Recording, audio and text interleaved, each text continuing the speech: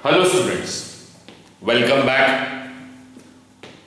Once again we are dealing with class 12th Maharashtra State Board Science stream. We are dealing with physics, and in physics we are dealing with the topic electrostatics. Electrostatics, this topic I have delivered a number of lectures on this topic. Out of that, 4 to 5 lectures are available on my YouTube channel. They are the basic lectures. After that, from past 8 to 10 days, we have started a live classes, and this is a live class, a live lecture which I am conducting for my students. The benefit of this live lecture is we can interact with the students while giving only videos. The students are not able to ask their doubt and difficulties. That's why instead of giving the videos, I preferred to conduct a live classes. Now in electrostatics, yesterday was what we have completed on yesterday.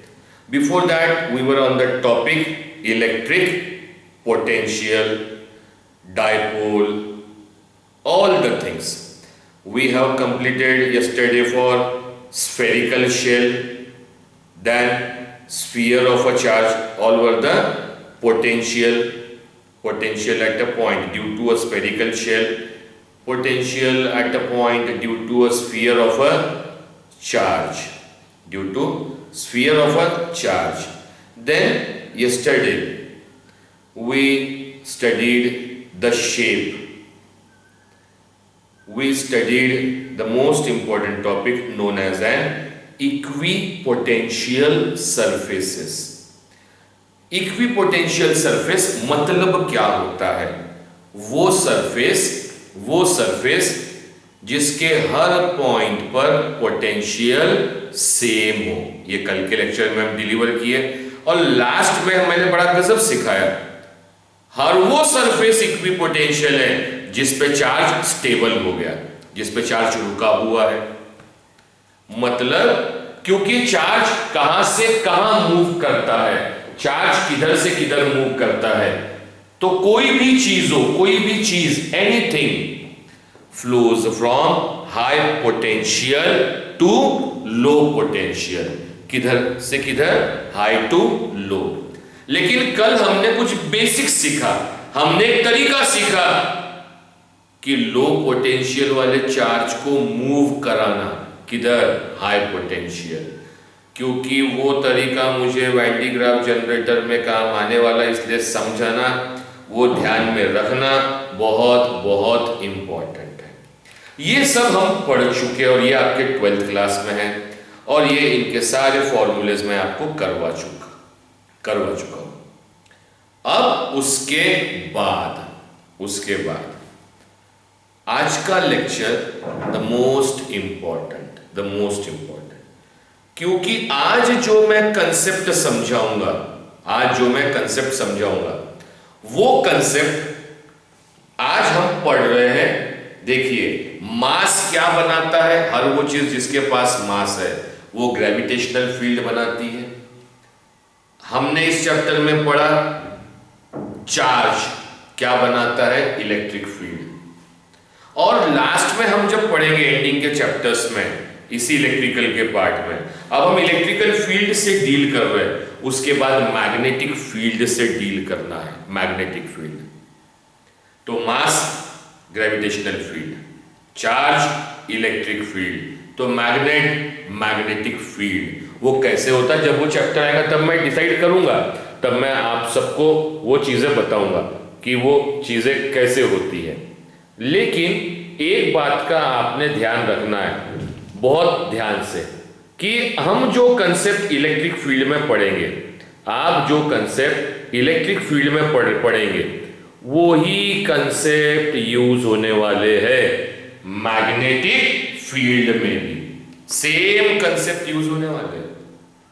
तो आप सबसे नम्र निवेदन है आज के लिए, क्योंकि ये इतना इंपॉर्टेंट है, समझे तो बड़ा आसान, और नहीं तो फिर जिंदगी में आप ढूंढते ही रहेंगे, रटने वाला ही काम करेंगे। तो फिर अगर नहीं, क्योंकि मैं हर बार पूछूंगा आपसे, नहीं समझा तो आप मुझसे क्लियरली डाउट एंड डिफिकल्टी पूछ सकते हैं। एक बार फिर आगे बढ़ने के पहले पूछता हूं, अगर बोर्ड वीडियो क्लियर है, मेरी आवाज क्लियर है, raise the hand. Thank you बेटा। चलिए अब हम जा रहे हैं फिजिक्स,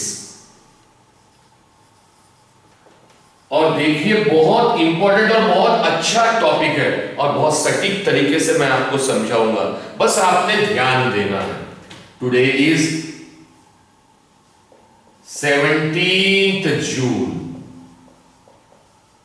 2020, 17th जून।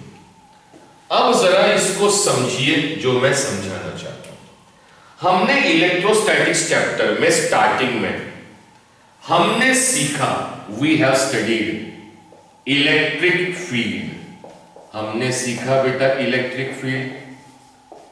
इलेक्ट्रिक फील्ड किस सिंबल से डिनोट करते हैं? ई से। इलेक्ट्रिक फील्ड डिनोट करते हैं ई से। इलेक्ट्रिक फील्ड कौन सी क्वांटिटी है ये मैं सब सिखा चुका हूं आपके, क्योंकि माइक बंद है इसलिए आपकी आवाज मुझ तक तो नहीं पहुंचेगी, किसी को नहीं जाएगी, लेकिन आप अपने आप को बताइए मैं जो क्वेश्चन पूछता हूं। इलेक्ट्रिक फील्ड डिनोट करते हैं ई से। ये ई डिनोट करता है इलेक्ट्रिक फील्ड की ताकत। इलेक्ट्रिक फील्ड ताकत को कहते हैं इंटेंसिटी।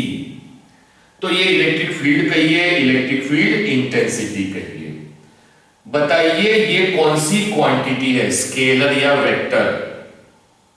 तो आपको याद आएगा it is a vector quantity, क्योंकि इलेक्ट्रिक फील्ड हम रिप्रेजेंट किससे करते हैं? इलेक्ट्रिक फील्ड ये रियल कंसेप्ट है, लेकिन इसका रिप्रेजेंटेशन इमेजिनरी है, और हम इसे रिप्रेजेंट करते हैं इलेक्ट्रिक लाइंस ऑफ फोर्स से। तो इसका रिप्रेजेंटेशन में फोर्स वर्ड आ गया, और फोर्स कौन सी क्वांटिटी है भाई और बहनों? तो force is a vector quantity. तो इलेक्ट्रिक फील्ड में भी डायरेक्शन है, तो इलेक्ट्रिक फील्ड कौन सी क्वांटिटी है? तो इलेक्ट्रिक फील्ड है वेक्टर क्वांटिटी। अब जब हम वेक्टर क्वांटिटीज पढ़ते हैं, वेक्टर क्वांटिटी पढ़ते हैं, अच्छा मुझे कल एक बैठे बैठे ख्याल आया दिमाग में, एक दिमाग में ख्याल आया, और ये सभी बच्चों के लिए है बड़ा इंपॉर्टेंट। ये जो लाइव क्लास चला रहा हूं, पढ़ने वाले बच्चे इसका एडवांटेज पढ़ाई के लिए ले रहे हैं।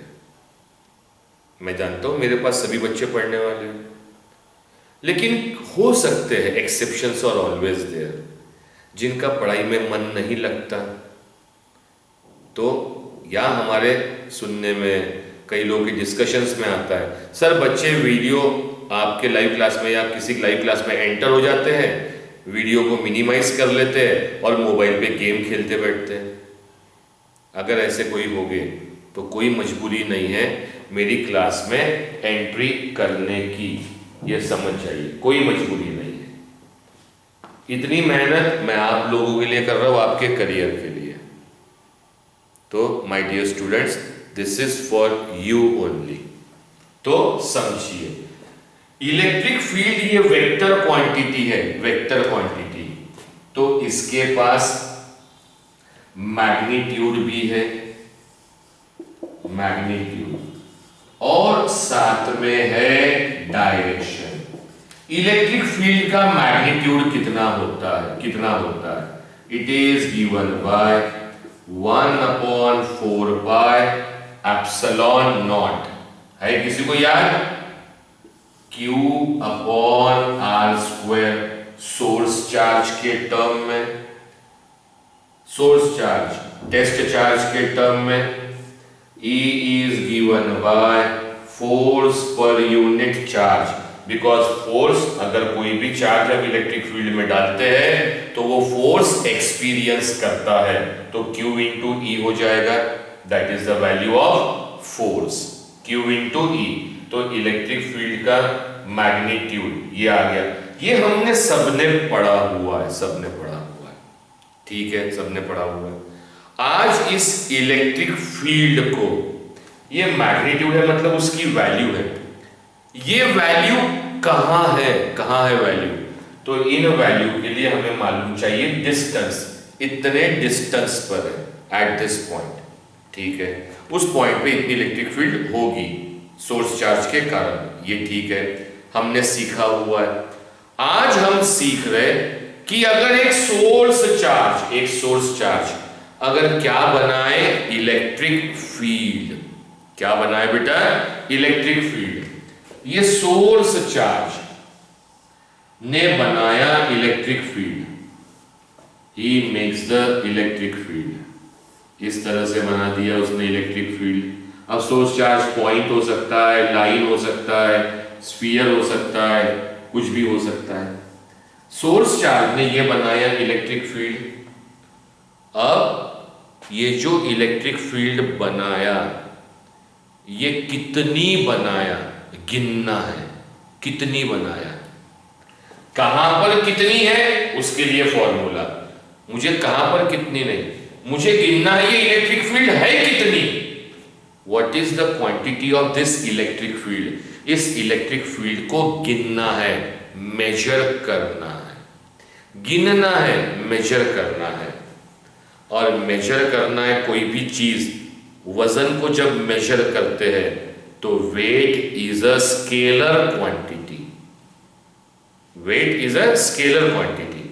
तो ये जो चार्ज इलेक्ट्रिक फील्ड बना रहा है, कितना बनाया, कितना बना इलेक्ट्रिक फील्ड, कितना बनाया, कोई सोच सकता है कितना बनाया, नहीं सोच सकते। तो अगर इस चार्ज ने कितनी इलेक्ट्रिक फील्ड बनाया, ये जानने के लिए हमने एक नई क्वांटिटी बनाए, नई क्वांटिटी कि सोर्स चार्ज इलेक्ट्रिक फील्ड बना रहा है, agree, source charge electric field बना रहा है, एग्री, चलिए, लेकिन वो इलेक्ट्रिक फील्ड कितनी बना रहा है, कितनी इलेक्ट्रिक फील्ड बनाया उसने, ये हमें निकालना है। How much electric field he has made, कौन, सोर्स चार्ज। तो कितनी इलेक्ट्रिक फील्ड बनाया, ये बताने के लिए, गिनने के लिए हमने क्वांटिटी बनाई और उस क्वांटिटी का नाम रखा है फ्लक्स। ये आपका इंट्रोडक्शन इस वर्ड से, फ्लक्स। और किसको गिन रहे हम, इलेक्ट्रिक फील्ड को गिनना है, कितना बना इलेक्ट्रिक फील्ड, तो वो क्वांटिटी को कहा गया है इलेक्ट्रिक फ्लक्स। अगर यही मैग्नेट, एक मैग्नेट आगे जाके मैग्नेटिक फील्ड बनाएगा, मैग्नेटिक फील्ड बनाएगा, कितनी फील्ड बनाया, कितनी क्वांटिटी बनाया, वहां पे भी उसको गिनने के लिए वर्ड आएगा फ्लक्स। लेकिन मैग्नेटिक फील्ड गिनना है तब वहां हम कहेंगे मैग्नेटिक फ्लक्स। इसलिए ये बहुत आपस में कनेक्टेड है, इसलिए इतना इंपॉर्टेंट लेक्चर है आज का, जो बिल्कुल कान खोल के ध्यान दे के सीखना है, ध्यान दे के सीखना है। तो अभी मैंने क्या बताया, इलेक्ट्रिक फ्लक्स। इलेक्ट्रिक फ्लक्स ये कौन सी क्वांटिटी है, ये क्या है, ये इलेक्ट्रिक फील्ड कितनी है, कितनी है मतलब मेजर करना है। हम इलेक्ट्रिक फील्ड को गिन रहे हैं, कितनी है, वो क्वांटिटी कितनी है, और जितनी भी वो क्वांटिटी निकलेगी उसका नाम दिया है फ्लक्स। अगर वो इलेक्ट्रिक फील्ड का है तो इलेक्ट्रिक फ्लक्स, मैग्नेटिक फील्ड का रहेगा तो magnetic flux. So how will you define electric flux, कैसे डिफाइन करेंगे, और फिर इसका फॉर्मूला, इसका यूनिट, वो सब हमें निकालना है, एवरीथिंग। और देखिए क्या शानदार तरीके से आपको मैं समझाऊंगा, कोई डाउट, डिफिकल्टी, जरा सा भी शक और शुबा आपको नहीं रहेगा। चलिए, और रहा तो आप मुझसे बिंदास क्वेश्चंस पूछ सकते हैं। इलेक्ट्रिक फ्लक्स क्या डिफाइन करेंगे? तो अब तक जो समझा है उससे आप ये तो समझ रहे हैं कि ये फ्लक्स नथिंग बट क्या है? इलेक्ट्रिक फील्ड है। इलेक्ट्रिक फ्लक्स मतलब इलेक्ट्रिक फील्ड ही है, बट कितनी है वो मेजर कर रहे हैं। वो मेजरमेंट की क्वांटिटी को नाम दिया है फ्लक्स। सो सबसे आसान शब्दों में लिखा रहा हूं, the measurable quantity, the measurable quantity of an electric field, the measurable quantity of an electric field is known as an electric flux. और अगर मैग्नेटिक फ्लक्स पूछेगा तो the measurable quantity of magnetic field, इसलिए connect करके दे रहा हूं, ध्यान रखिए। सो फ्लक्स, अगर सिर्फ फ्लक्स बोले तो आपने बोलना द मेजरेबल क्वांटिटी, जिसका फ्लक्स निकालना है, जिसको गिनना है वो लिखिए। द इलेक्ट्रिक फ्लक्स क्या होगा? The measurable quantity of an electric field is known as electric flux. तो फ्लक्स में सिर्फ हम उसको गिन रहे हैं। कोई भी चीज गिनते हैं तो गिनने वाली चीज होती है स्केलर। सुनिए फर्क, इलेक्ट्रिक फील्ड जो बनी, जिसने चार्ज ने बनाया, वो वेक्टर क्वांटिटी है, लेकिन वो कितनी बनी वो गिनने के लिए हमने क्वांटिटी बनाए। इलेक्ट्रिक फ्लक्स जो डिनोट करते हैं फाई से, और क्योंकि ये मेजर कर रहे हैं इसीलिए वो कहलाएगा it is a scalar quantity. It is a scalar quantity. So पहले फ्लक्स से इंट्रोडक्शन। अब ये होता क्या है तो मैं एक एग्जांपल दूंगा, आप समझ जाएंगे। एग्जांपल देके हम फॉर्मूले भी बनाएंगे। तो अब समझिए,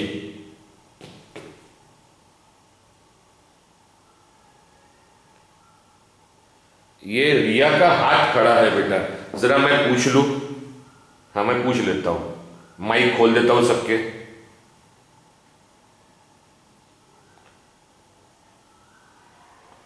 मैं जरा सबके माइक खोल लूं। हाँ माइक खोल दिया। किसी को डाउट डिफिकल्टी? रिया ठीक है, हो गई, हो गया, ठीक है। चलिए मैं माइक बंद कर दे रहा हूं। अब तक जो पढ़ा है वो समझ में आया है? अरे आवाजें कमजोर है। चलिए चलिए चलिए, बंद कर दिया। सो ना अब देखिए और जरा गौर से समझिए। तो इलेक्ट्रिक फील्ड चार्ज बना रहा है, कितनी बनाया? वो जो मेजरेबल क्वांटिटी है। कहां बनाया वो नहीं गिनना है, कहां बनाया, कहां पर कितनी है, उसके लिए जो फॉर्मूला है जो बताया था 1/4πε0। हमें देखना है कितनी बनाया इलेक्ट्रिक फील्ड अपने आजू बाजू, कितना भी, कितनी बनाया। तो it is known as an electric flux. The measurable quantity of an electric field is known as an electric flux. और क्योंकि मेजर कर रहे हैं तो वो एक स्केलर क्वांटिटी है। 2 सेकंड दे रहा हूं, इसका स्क्रीनशॉट ले लीजिए ताकि मैं बोर्ड मीटर और यूज कर सकूं। स्क्रीनशॉट लेके हो गया तो हाथ खड़ा कर दीजिए। यस, चलिए अब उसके बाद अब फ्लक्स बनाते हैं। फ्लक्स की डेफिनेशन जिंदगी भर 12th की लाइफ टाइम तक याद रखिए, 12th की लाइफ तक, एंट्रेंस तक याद रखिए। क्योंकि ये 12th पास होने के बाद, इंजीनियरिंग में जाने के बाद भी कई लोगों को फ्लक्स नहीं समझता। भाइयों और बहनों, इस फ्लक्स के ऊपर तो पूरा इलेक्ट्रोमैग्नेटिक इंडक्शन चैप्टर डिपेंड है। अगर आपने फैराडे के लॉ पढ़े होंगे तो उसमें वर्ड ही यूज हुआ है फ्लक्स, उसमें वर्ड ही यूज हुआ है फ्लक्स। तो इसलिए फ्लक्स समझना बहुत बहुत जरूरी है। फ्लक्स मतलब मेजरेबल क्वांटिटी। सो ध्यान रखिए, अगर इलेक्ट्रिक फ्लक्स निकालना है तो measurable quantity of an electric field is known as electric flux. और दिमाग में मेजरेबल है इसलिए समझिए वो क्या है, स्केलर क्वांटिटी। अब जरा इस चीज को समझते हैं। अब मैंने एक जगह इलेक्ट्रिक फील्ड बनाया, we made this electric field. इस डायग्राम को देख के मुझे लगता है आपको कुछ तो भी याद आना चाहिए। देखिए मैं बोला नीचे से लेके आता हूं चीजें, लेकिन जल्दी में भूल ही गया। ये बनाया बेटा मैंने electric field which is a vector quantity, electric field. अब ये कितनी है, कितनी है ये जब समझना है। इलेक्ट्रिक फील्ड है, ये डायग्राम देख के आप ये समझ गए कि ये यूनिफॉर्म इलेक्ट्रिक फील्ड है। यूनिफॉर्म, यूनिफॉर्म हर जगह सेम है। अब इलेक्ट्रिक फील्ड को कुछ बताता हूं मैं। अगर मैंने इलेक्ट्रिक फील्ड का डायग्राम ऐसा ड्रॉ किया, लाइंस नजदीक नजदीक, ये इलेक्ट्रिक फील्ड का डायग्राम, और दूसरा डायग्राम मैंने ऐसा ड्रॉ किया, इलेक्ट्रिक लाइंस ऑफ फोर्स दूर दूर, ये भी यूनिफॉर्म है, ये भी यूनिफॉर्म है। यूनिफॉर्म में दोनों में डिफरेंस क्या है? बेसिकली क्या डिफरेंस है? यहां कम जगह में ज्यादा है, मतलब गर्दी है, और यहां गर्दी नहीं है। गर्दी के लिए हमने वर्ड यूज किया है इंटेंसिटी। जहां गर्दी है हम बोलेंगे इलेक्ट्रिक फील्ड इंटेंस है, स्ट्रॉन्ग है, और जहां गर्दी कम है हम बोलेंगे इलेक्ट्रिक फील्ड की इंटेंसिटी कम है। अब ये इंटेंसिटी आप अपने घर में भी आजमा सकते हैं। इलेक्ट्रिक फील्ड को आजमाने की जरूरत नहीं है, मैं बड़े नेचुरल एग्जांपल देता हूं, प्रैक्टिकल एग्जांपल देता हूं। देखिए प्रैक्टिकल एग्जांपल क्या। आप जब नहाते हैं, यूजुअली हम लोग जब नहाते हैं तो मैक्सिमम लोग, जब मैं भी अपने पुराने घर पे था तो मैं बाल्टी और मग्गा हम उसी से पानी लेते थे। पानी ले लिए, बाल्टी बकेट में पानी ले लिए और काम खत्म हो गया। बकेट में पानी, जितना पानी उसी से नहाना है। अब जब इस घर में आए तो जब आदमी अपने मर्जी से घर बनाता है तो वो लेविश थिंग्स लेता है। तो आपके भी घर में कई लोग आज भी शावर से नहाते होंगे, शावर से। अब समझिए किससे नहाते होंगे? शावर। तो वो लोग जो शावर से नहाते हैं उनके लिए एग्जाम्पल, या जो सब जानते हैं शावर को, शावर। अब बताइए बाल्टी में रखा हुआ पानी आपने कितना, शावर से भी पानी, शावर में भी नहा के होता है, बाल्टी के पानी में भी नहा के होता है। बाल्टी में कितना पानी लिए वो आप एग्जैक्टली गिन सकते हैं। 2 लीटर है, 4 लीटर है, 10 लीटर है, कितना पानी लिया है, दैट यू कैन मेजर। वो पानी गिन सकते हैं। उस पानी की बताइए डायरेक्शन क्या है, क्या डायरेक्शन है पानी की? It don't have any direction. तो बाल्टी में रखा हुआ पानी ये कौन सी क्वांटिटी है? स्केलर क्वांटिटी है। कौन सी क्वांटिटी है? स्केलर क्वांटिटी है। गिन सके हमने, वो स्केलर क्वांटिटी है। अब नहाना है किसी एक इंसान, जैसे मुझे नहाना है। अब मैंने नहाने के लिए बकेट और बकेट में पानी लिया, तो मैं जान रहा हूं उस बकेट में 15 लीटर पानी है। एक मान लिया क्वांटिटी ले लिया 15 लीटर। तो मैं जानता हूं मुझे नहाने के लिए 15 लीटर पानी लग गया। 15 लीटर पानी लगा, मेजर हो गया। उस पानी का कोई डायरेक्शन नहीं था। अब यही अगर मैं शावर में खड़ा हूं, शावर में, और शावर ऑन किया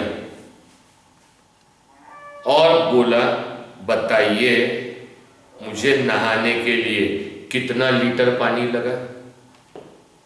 कितना लीटर पानी लगा अगर मैं शावर में नहा रहा हूं तो? गिन पा रहे क्या? वो तो चल रहा है, खत्म हो रहा है।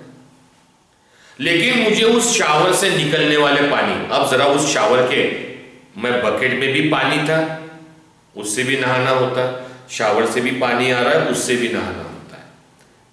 बकेट के पानी में कोई डायरेक्शन नहीं है, स्केलर क्वांटिटी, लेकिन शावर लगा हुआ है। शावर जिससे पानी आता है वो अगर ऐसा लगा हुआ है तो पानी नीचे गिरेगा, ऐसा कर देंगे तो पानी इधर जाएगा, ऊपर कर देंगे तो पानी उधर जाएगा। इसका मतलब क्या है? शावर के पानी के पास डायरेक्शन है, शावर के पानी के पास डायरेक्शन। अब इसको इस तरह से समझिए। अब मैं शावर का एग्जांपल इसलिए दिया ताकि आप बाद में एक दूसरा एग्जांपल देता हूं। अब शावर की ये प्लेट है, शावर में बहुत सारे छोटे छोटे छेद होते हैं। मान लीजिए उसमें 100 छेद है, 100 होल्स है, लेकिन 99 होल्स बुझे हुए हैं, बंद है 99 होल्स। एक ही होल में से शावर का पानी आ रहा है। अब आप बताइए, एक ही धार गिर रही है, नहाने को समय ज्यादा लगेगा। हम क्या बोलेंगे, आप क्या बोलेंगे?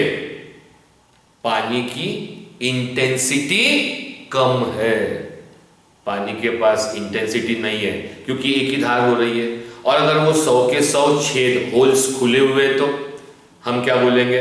पट से नहाना हो जाएगा, शावर में से मस्त पूरा पानी आएगा और नहाना हो जाएगा, नहाना हो जाएगा।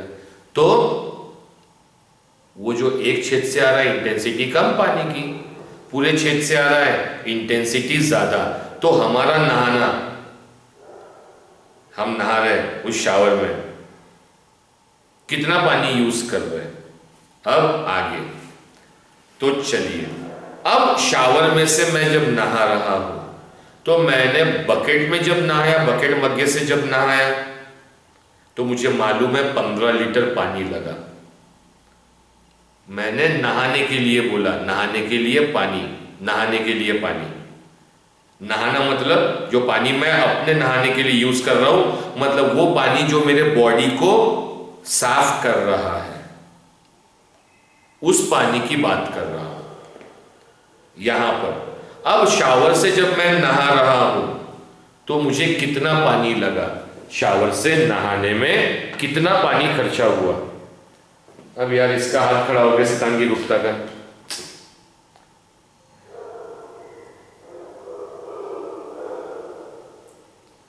हाँ सितांगी बोलिए, क्या बोलना है? एक सेकंड बेटा, सभी को आवाज क्लियर नहीं आ रही है क्या? सितांगी अपना कनेक्शन चेक करो, अपना कनेक्शन चेक करो। और ये हाथ खड़ा करने के पहले सभी लोग मेरी एक बात ध्यान रखो, अगर आपको वीडियो क्लियर नहीं आ रहा हो या कुछ नहीं आ रहा हो तो क्या कर दिया करो, आप मीटिंग से बाहर निकल जाया करो, लीव कर लिया करो और वापस रिक्वेस्ट कर लिया करो, ताकि मैं वापस आपको मैं ऐड कर लेता हूं। तो हो सकता है आपकी कनेक्टिविटी में प्रॉब्लम आ जाता है तो वो चेक हो जाता है। लेकिन आप एक दो बार निकलने के बावजूद, बाहर निकलने के बावजूद और अंदर आने के बावजूद प्रॉब्लम वही है, तब हाथ खड़े करना। चलिए अब देख लीजिए। तो अब बेटा टॉपिक बड़ा इंपॉर्टेंट चल रहा है, इट्स वेरी वेरी इंपॉर्टेंट, क्योंकि मैं पीक पर पहुंच चुका हूं। I am on the peak of this topic. अब शावर में जब मैं नहा रहा हूं, मैं जब शावर में नहा रहा हूं तो शावर में से तो मेरे बॉडी में पानी गिर रहा है, लेकिन मुझे गिनना है। शावर के पानी के पास डायरेक्शन है, अब मुझे गिनना है कि मुझे नहाने के लिए कितना पानी लगा। वो जो पानी गिन रहा हूं जिसके पास डायरेक्शन है, कब गिन पाऊंगा? जो नहाया हुआ पानी है वो मैं कहीं जमा कर लूं बकेट में, या मैं किसी टब में खड़ा हो जाऊं, ऊपर में शावर है, शावर से नहा लिया, टब में जो पानी जमा हुआ उतने पानी से मैं नहाया जो शावर में से आया। तो वो पानी की मेजरेबल क्वांटिटी, कि शावर में से कितना पानी आ रहा है, शावर में से कितना पानी आ रहा है, मेरे बॉडी को नहला रहा है, गिनना है तो नीचे जमा करना पड़ेगा। अब इसी से हम फॉर्मूला बनाते हैं, एक्सपेरिमेंट करते हैं, बीच बीच में ये भी आएगा। मैक्सिमम लोग मेरे क्लास में, आप सबने होली खेला है कभी? होली बचपने में। अब आपने अगर होली खेला है, होली का रंग लगाना है किसी को रंग लगाना है। ध्यान दीजिए, मान लीजिए एक बकेट है, बकेट में रंग बना लिए, बकेट में रंग बना लिए या पानी बना लिए। बकेट में रखा हुआ पानी कौन सी क्वांटिटी? Scalar quantity. तो बकेट में पानी रखा हुआ है, स्केलर क्वांटिटी, ठीक है।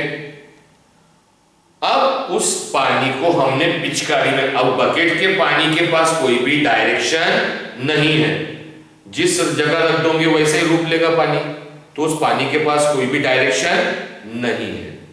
अब उस बकेट के पानी को आपने पिचकारी में भरा, पिचकारी रंग वाली होती है ना, बड़ी वाली पिचकारी होती है जिससे हम रंग खेलते हैं या पानी डालना चाहते हैं। अब उस पिचकारी में आपने पानी भरा, अब वो पानी पिचकारी का मुंह इधर और दबाया, इधर करके दबाया तो पानी इधर जाएगा, इधर करके दबाया तो इधर जाएगा, इधर करके दबाया तो इधर जाएगा, तो उस पिचकारी में भरे हुए पानी के पास डायरेक्शन आ गया। बाल्टी में भरा हुआ पानी, बाल्टी में भरा हुआ पानी स्केलर क्वांटिटी, पिचकारी में भरा हुआ पानी वेक्टर क्वांटिटी, वेक्टर क्वांटिटी। ठीक है, अब जो पिचकारी में कितना पानी भरा, कितना पानी भरा, कितना पानी भरा, ये देखना है पिचकारी में कितना पानी है। अब पिचकारी से मैं पानी फेंक रहा हूं, फेंक रहा हूं। अब मुझे वो कितना पानी भरा पिचकारी में ये गिनना है, तो मैंने एक इंस्ट्रूमेंट बनाया। क्या इंस्ट्रूमेंट बनाया? ये पिचकारी से निकलने वाला पानी, ठीक है, इस पानी की बौछार में हमने खड़ा कर दिए अपना हाथ। मान लीजिए ये अपना हाथ है, ये हाथ खड़ा कर दिया, ये हाथ जो पानी की बौछार आएगी उसके सामने हमने अपना हाथ खड़ा कर दिए, खड़ा कर दिए। पानी टकराएगा, टकरा के हाथ से होते हुए, यहां से होते हुए नीचे मैंने बकेट लगा दिया। क्या लगा दिया बेटा? नीचे बकेट, ये बकेट लगा दिया, दिस इज अ बकेट। ठीक है, ये हाथ से होता हुआ पानी कहां जमा होगा? बकेट में। तो जितना पानी जमा हुआ उतना ही पानी ने मेरे हाथ को गीला किया। मेरे हाथ को कितने पानी ने गीला किया? जितना पानी बकेट में जमा हो गया। तो मैं ये जो पिचकारी की धार निकल रही है, उस धार ने कितना पानी मेरे हाथ ने यूज किया या कितना पानी आया, वो मैं इस बकेट में गिन सकता हूं। जितना पानी जमा होगा उतना है, और ये जो जमा हुआ है it is known as a scalar quantity. तो पिचकारी से निकल रहा है पानी, निकलने वाला पानी वेक्टर क्वांटिटी। कितना निकला वो गिनने के लिए मैंने हाथ रखा। और मुझे कौन से पानी की चिंता करना है? कौन से पानी की? हम जब शावर में नहाते हैं तो हमें कौन से पानी की चिंता करना है? वो पानी जो मेरे शरीर को नहला रहा है। कई सारे धार होती है जो बाजू में निकल जाती है, जो बाजू में निकली उससे हमें कोई लेना देना नहीं है। दिमाग में भर लीजिए, किससे लेना देना है? वो जो हमारे बॉडी को नहला रही है, हमें उससे लेना देना है, हमें बाकी से लेना देना नहीं है। जो हमारे बॉडी से टच नहीं कर रही, उससे लेना देना नहीं है। बॉडी मतलब ये मैं कितनी जगह घेर के खड़ा हूं, उस जगह को कहते हैं एरिया। तो बॉडी से मतलब मेरे एरिया से, वो पानी जो मेरे एरिया को गीला कर रहा है, एरिया को टच कर रहा है, मुझे उस पानी से लेना देना है, बाकी किसी पानी से लेना देना नहीं। ये इलेक्ट्रिक फील्ड किसने बनाया? चार्ज ने। ये इलेक्ट्रिक फील्ड बनाया चार्ज ने, सोर्स चार्ज। कितनी बनाया? तो कितनी बनाए तो ये चिंता किसकी करेंगे? उस इलेक्ट्रिक लाइंस ऑफ फोर्स की जो हमारे एरिया को टच करेगी। टच करने के लिए हम वर्ड यूज करते हैं लिंक करेगी। लिंक होना मतलब टच होना, टच होना। अब बकेट में कितना पानी जमा होगा? बकेट में जो भी पानी जमा होगा वो गिन सकते हैं, वो स्केलर क्वांटिटी है, और जो गिन सकते हैं स्केलर क्वांटिटी उसे हमने डिनोट किया फ्लक्स। क्या डिनोट किया बेटा? फ्लक्स। अब आइए हम फॉर्मूले की तरफ बढ़ रहे हैं। फिर से अगर किसी को नहीं समझा तो मुझे दोबारा कभी भी क्वेश्चन पूछ सकता है, बस अब मुझे पढ़ाने दीजिए, ध्यान दीजिए। अब इधर से पिचकारी से पानी आ रहा है, पानी आ रहा है पिचकारी से, vector quantity, vector quantity. Bucket में पानी जमा करना है। अब बकेट में पानी कम जमा होगा, ज्यादा जमा होगा, अब बताइए ये डिपेंड किस पर है, किस किस पर डिपेंड है। पहले मैं सामने हाथ रखा ताकि पानी रोकूं और जमा कर लूं, लेकिन वो जो पिचकारी, शावर को याद कीजिए, शावर समान पिचकारी, पिचकारी में छेद होल्स 100 होल्स है, 100 होल्स है, लेकिन 99 होल्स बुझे हुए हैं, एक ही होल काम कर रहा है, मतलब एक ही धार आएगी। एक धार आई, टकराई, पानी जमा हुआ। लेकिन अगर 100 के 100 होल्स खुले हुए हैं और 100 के 100 होल्स खुले होकर 100 होल्स में से पानी आ रहा है, टकरा रहा है, जमा हो रहा है, तो बताइए पानी ज्यादा कब जमा होगा, एक होल में से आने वाला पानी या 100 होल में से आने वाला पानी? दिमाग पे जोर डालिए, कब ज्यादा पानी जमा होगा? तो सबको आंसर मालूम है, जब पानी 100 होल्स में से आएगा। 100 होल्स में से आएगा मतलब क्या ज्यादा रहेगा? तो इंटेंसिटी, किसकी? पानी की इंटेंसिटी ज्यादा है तो टकरा के ज्यादा पानी जमा होगा। इंटेंसिटी कम है मतलब धारी कम आ रही है तो पानी कम जमा होगा, पानी कम जमा होगा। बकेट में जमा होने वाले पानी को हमने नाम दिया फ्लक्स। कम जमा होना या ज्यादा जमा होना, सबसे पहले डिपेंड किस पर है? कितनी धार आ रही है। या धार को हमने रिप्रेजेंट किया इलेक्ट्रिक फील्ड से, इलेक्ट्रिक फील्ड से, ये उसकी इंटेंसिटी। तो कितना पानी जमा होगा, कितनी इलेक्ट्रिक फील्ड जमा होगी, तो ये पहली बात किस पे डिपेंड हुई कि कितनी लाइंस आ रही है। लाइंस दूर दूर है तो इंटेंसिटी कम, तो लाइंस कम जमा होगी। गर्दी वाली लाइंस आ रही है तो ज्यादा लाइन टच करेगी, इससे गर्दी बना दिया। अभी यहां कितनी लाइंस टच कर रही है? 1 2 3 4 5 लाइन टच कर रही है। अगर मैं यहां गर्दी बना दूं तो गर्दी मतलब इसको डेंस कर दूं, ऐसा ये बना दिया, डेंस बना दे रहा। तो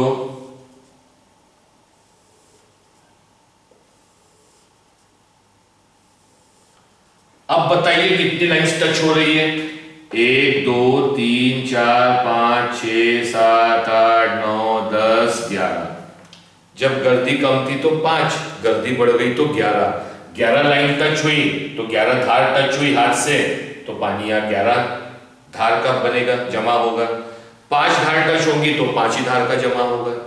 तो बकेट में कितना पानी जमा होगा? फिर बोल रहा हूं, बकेट में कितना पानी जमा होगा? सबसे पहले वो डिपेंड किस पर है? कितनी धार आ रही है, मतलब कितनी इंटेंसिटी है। तो पहला बना फ्लक्स, मतलब बकेट में जमा होने वाला पानी, मेजर जो कर सकते हैं। तो बकेट में जमा होने वाला पानी अगर इलेक्ट्रिक फील्ड के टर्म में बोले तो फ्लक्स। तो फ्लक्स किस पे डिपेंड है? कितना जमा होगा किस पे डिपेंड है? तो ये डायरेक्टली प्रोपोर्शनल है इलेक्ट्रिक फील्ड की इंटेंसिटी को। ज्यादा इंटेंसिटी,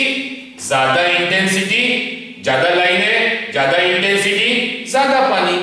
कम इंटेंसिटी, कम पानी, कम इंटेंसिटी, कम पानी। तो अब बताइए, बाद में इसका एक और एग्जांपल भी दूंगा आपको जो आप से प्रैक्टिकली अपने घर में करके देख सकते हैं। अभी क्या है? तो दूसरा, अब फिर तो बकेट में कितना पानी जमा होगा वो डिपेंड है कितनी धारें आ रही है, मतलब इंटेंसिटी पर। अब फिर से एग्जांपल, वही पिचकारी, उसमें 100 छेद। अब पिचकारी को हमने पुश किया, किसी और ने पुश किया, 100 के 100 होल्स चालू है, 100 होल्स में से पानी आ रहा है, 100 होल्स में से पानी आ रहा है, 100 होल्स मतलब इंटेंसिटी फुल है। अब वो 100 होल्स में से पानी आ रहा है और उसके सामने मैंने रखा उंगली, एक उंगली रखा, तो पानी कम जमा होगा। 2 उंगली रखा तो पानी थोड़ा ज्यादा, 3 रखा तो थोड़ा और ज्यादा, 4 रखा तो और ज्यादा, पूरा 5 रखा तो और ज्यादा। मतलब इंटेंसिटी तो पूरी है लेकिन फिर भी पानी कम ज्यादा हो रहा है। कब कम ज्यादा हो रहा है? 1 उंगली रखा, 1 उंगली रखा मतलब एरिया कम हो गया। 2 उंगली रखने से एरिया बढ़ गया, 3 उंगली रखने से एरिया और बढ़ गया। और तो एरिया जितना बड़ा होगा उतना ज्यादा पानी जमा होगा। भले इंटेंसिटी पूरी रहे, लेकिन डिपेंड किस पर है पानी जमा होना? पहली बार किस पे डिपेंड था? इंटेंसिटी पे। दूसरी बार डिपेंड किस पर है? एरिया पर। जितना ज्यादा एरिया उतना ज्यादा पानी। Clear to all of you? तो पानी कितना जमा होगा? पहली बार डिपेंड है इलेक्ट्रिक फील्ड पे, दूसरे बार मतलब उसी वक्त simultaneously depends upon area. Simultaneously it depends upon area. अब जब बात एरिया की आई, अब जब बात एरिया की आई, एरिया की बात आ रही है, एरिया की बात हम कर रहे हैं कि भैया एरिया पर भी डिपेंड है। मतलब पहली बार फ्लक्स, ये कितना पानी जमा होगा उसे हमने फ्लक्स बोला है। ये डिपेंड किस पर है भैया? किस पे डिपेंड है?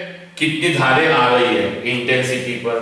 फिर डिपेंड किस पर है कि सामने कितना बड़ा आपने हाथ फैला के रखा है, कटोरा रखा है या क्या रखा है। मतलब नहाते वक्त शावर से पानी गिर रहा है तो कितना पानी टच हो रहा है, डिपेंड है कि ना सर रहे या उनका बच्चा नहा रहा है। बेटा नहाएगा तो कम पानी, क्योंकि उसका एरिया कम है। मैं नहाऊंगा तो मेरी एरिया ज्यादा है, तो मेरे को ज्यादा पानी टच होगा, उसको कम पानी टच होगा। सिंपल सा लॉजिक। तो कितना पानी जमा होगा बकेट में, ये डिपेंड है इलेक्ट्रिक फील्ड की इंटेंसिटी पे, ये डिपेंड है एरिया पर। अब जब बात हम एरिया की कर रहे हैं, बात हम एरिया की कर रहे हैं, तो हमें सबसे पहले ये बताइए, अब तक आपने जब से मैथ्स पढ़ा है, मुझे बताइए, मैं माइक खोल देता हूं क्योंकि मुझे इसका आंसर सबसे सुनना है। मुझे आप बताइएगा सभी लोग कि एरिया कौन सी क्वांटिटी है? एरिया स्केलर क्वांटिटी है या वेक्टर क्वांटिटी है? बताइए।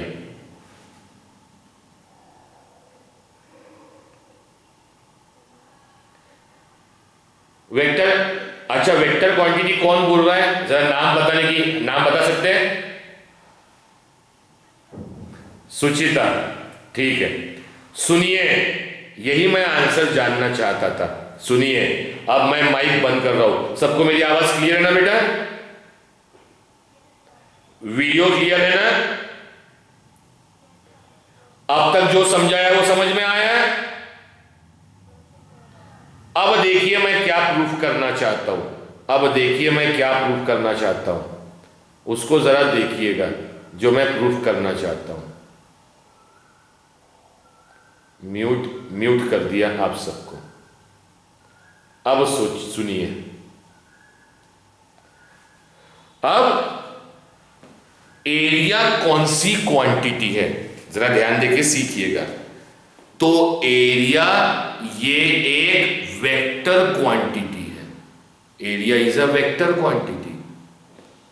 तो अब सबके होश उड़ गए। अब तक आप एरिया का वैल्यू ही निकालते थे, एरिया का डायरेक्शन कहां निकालते थे हम लोग? एरिया 10th में आपने एरिया निकालना है रेक्टेंगल का, लेंथ इनटू ब्रेड्थ, यही करते थे ना आप लोग। अब देखिए उसको वेक्टर क्वांटिटी कैसे मैं बोलूं, इसलिए वेक्टर क्वांटिटी है, मैं 4 बार बोल दूंगा और आप मान लेंगे, ऐसा नहीं होना चाहिए। तो अब इसका प्रूफ होना चाहिए कि सर एरिया अगर वेक्टर क्वांटिटी है तो बताइए किस तरह से वेक्टर क्वांटिटी है। तो अब सुनिए किस तरह से वो वेक्टर क्वांटिटी है, ध्यान देके सुनिएगा। मैंने ये बना दिया पैरेललोग्राम, ये बनाया पैरेललोग्राम। पैरेललोग्राम की ये लंबाई है, लेंथ, और ये ब्रेड्थ है, ये ब्रेड्थ बनाया। अब मुझे इस पैरेललोग्राम का एरिया निकालना है। क्या निकालना है? एरिया। तो एरिया का एक बड़ा बेसिक फॉर्मूला होता है। Area is given by half into base into height. But ये फॉर्मूला किसके लिए होता है? ट्राइंगल के लिए, ट्राइंगल के लिए। तो ये फॉर्मूला होता है ट्राइंगल के लिए। लेकिन ये तो 4 साइड वाला फिगर है, पैरेललोग्राम बनाया मैंने, लेकिन मुझे इसका एरिया निकालना है। इसका एरिया निकालने के लिए फॉर्मूला बनाना है। तो बड़ा आसान चीज है, मेरे पास अगर ट्राइंगल का फॉर्मूला मालूम है तो मैंने इसके दो वर्टेक्स जोड़ दिया अपोजिट वाले, तो ये कहलाता है डायगोनल। पैरेललोग्राम को अंदर अगर हमने डायगोनल बनाया तो वो पैरेललोग्राम को दो इक्वल ट्रायंगल में डिवाइड करता है। जितना बड़ा ये ट्रायंगल उतना ही बड़ा ये ट्रायंगल होता है, सबको मालूम है। अब आपको पूरे पैरेललोग्राम का एरिया निकालना है, तो मेरे पास बड़ा अच्छा फॉर्मूला बना सकता हूं मैं कि area of parallelogram, area of parallelogram क्या मैं लिख सकता हूं? अच्छा, इन पॉइंट्स को मैं नाम दे दूं, capital A, capital B, capital C, capital D. अब मुझे इस पूरे पैरेललोग्राम का एरिया निकालना है, तो इस पैरेललोग्राम के एरिया को मैं, ये जो ट्रायंगल बना, कौन सा ट्रायंगल बना? ट्रायंगल ए बी डी, इस ट्रायंगल का एरिया निकाल लूं और उसको क्या कर दूं? 2 से मल्टीप्लाई। क्या कर दूं? 2 से मल्टीप्लाई। तो इस ट्रायंगल का डबल करेंगे तो पैरेललोग्राम का एरिया मिलेगा। किसी भी ट्रायंगल का एरिया होता है हाफ बेस हाइट, फॉर्मूला मालूम है, 2 और 2 तो कैंसिल, तो पैरेललोग्राम का एरिया बेस इनटू हाइट। लेकिन यह हाइट मालूम है क्या? नहीं है। ये लेंथ है और ये ब्रेड्थ है, इनके बीच का एंगल अगर मैंने कितना ले लिया? थीटा। हाइट मुझे चाहिए फॉर्मूले के लिए, तो मैंने यहां से ड्रॉ कर दिया एक परपेंडिकुलर, परपेंडिकुलर ड्रॉ कर दिया। ये लंबाई कितनी ली है बेटा हम लोगों ने? L। परपेंडिकुलर ड्रॉ कर दिया, किस पॉइंट पे ड्रॉ किया? परपेंडिकुलर एट पॉइंट M पे ड्रॉ किया। जिस साइड पर परपेंडिकुलर है वो कहलाती है base. Who is base? Length AD is a base. Who is height? Length BM is a height. BM क्या हो गई? हाइट हो गई। अब अगर एरिया निकालना है तो बेस की वैल्यू, AD की वैल्यू तो मुझे मालूम है L है, यहां से लेके यहां तक क्या है बेटा? L है। लेकिन मुझे BM मालूम है क्या? नहीं। तो चलिए हम BM निकालते, BM हाइट निकालते हम लोग। We will find the height. अब हम लोग हाइट निकाल रहे हैं, तो चलिए हाइट निकालते, BM निकालते हैं। तो इस ट्रायंगल को देखिए, ABM को, इस ट्रायंगल में साइन थीटा कितना? सर साइन थीटा ही क्यों? क्योंकि जो साइड निकालना है BM वो थीटा के अपोजिट है। अपोजिट वर्ड रेशो साइन में आता है, तो sine theta is given bye opposite. Opposite मतलब लेंथ BM अपॉन हाइपोटेनियस, 90 के सामने वाली जो साइड मुझे मालूम है, कौन सी साइड है वो? Small b। तो लेंथ BM की वैल्यू कितनी आ गई बेटा? B sin theta. तो लेंथ AD कितनी है हमारे पास में? L। और BM कितना है? B sin theta. ये मैंने एरिया लिखा, एरिया का मैग्नीट्यूड लिखा LB sin थीटा। लेकिन आपने वेक्टर में पढ़ा हुआ है, अगर दो वेक्टर का डॉट निकालो तो वो होता है AB cos थीटा, और दो वेक्टर का क्रॉस निकालूं तो वो होता है AB sin theta. Everybody knows.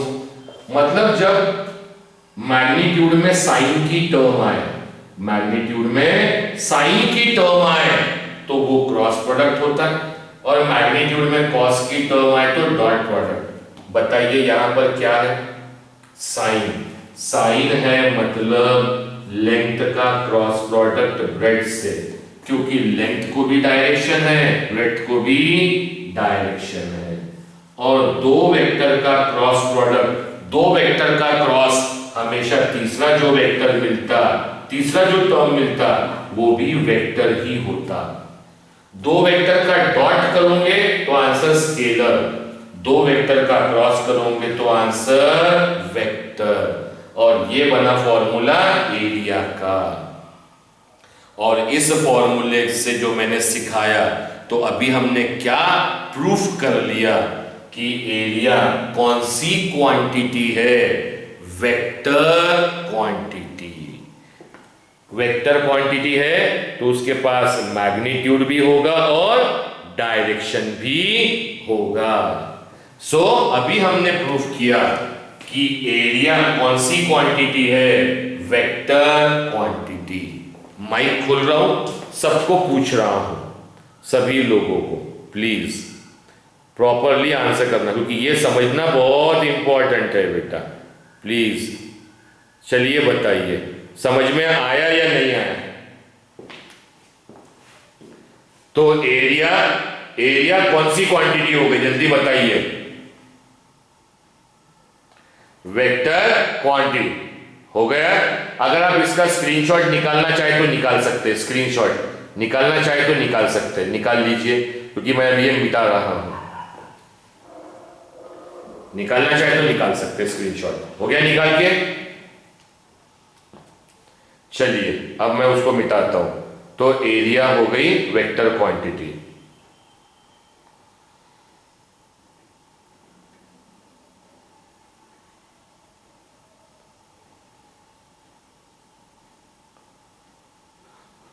और अभी जो सिखा रहा हूं उसको बहुत ध्यान देके सीखना है बेटा। एक बार ये फॉर्मूला हो गया, काम खत्म।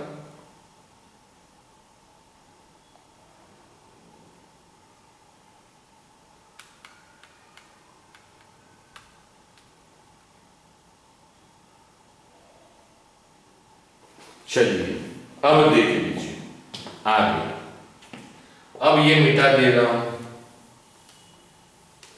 ये सब आपको समझा दिया।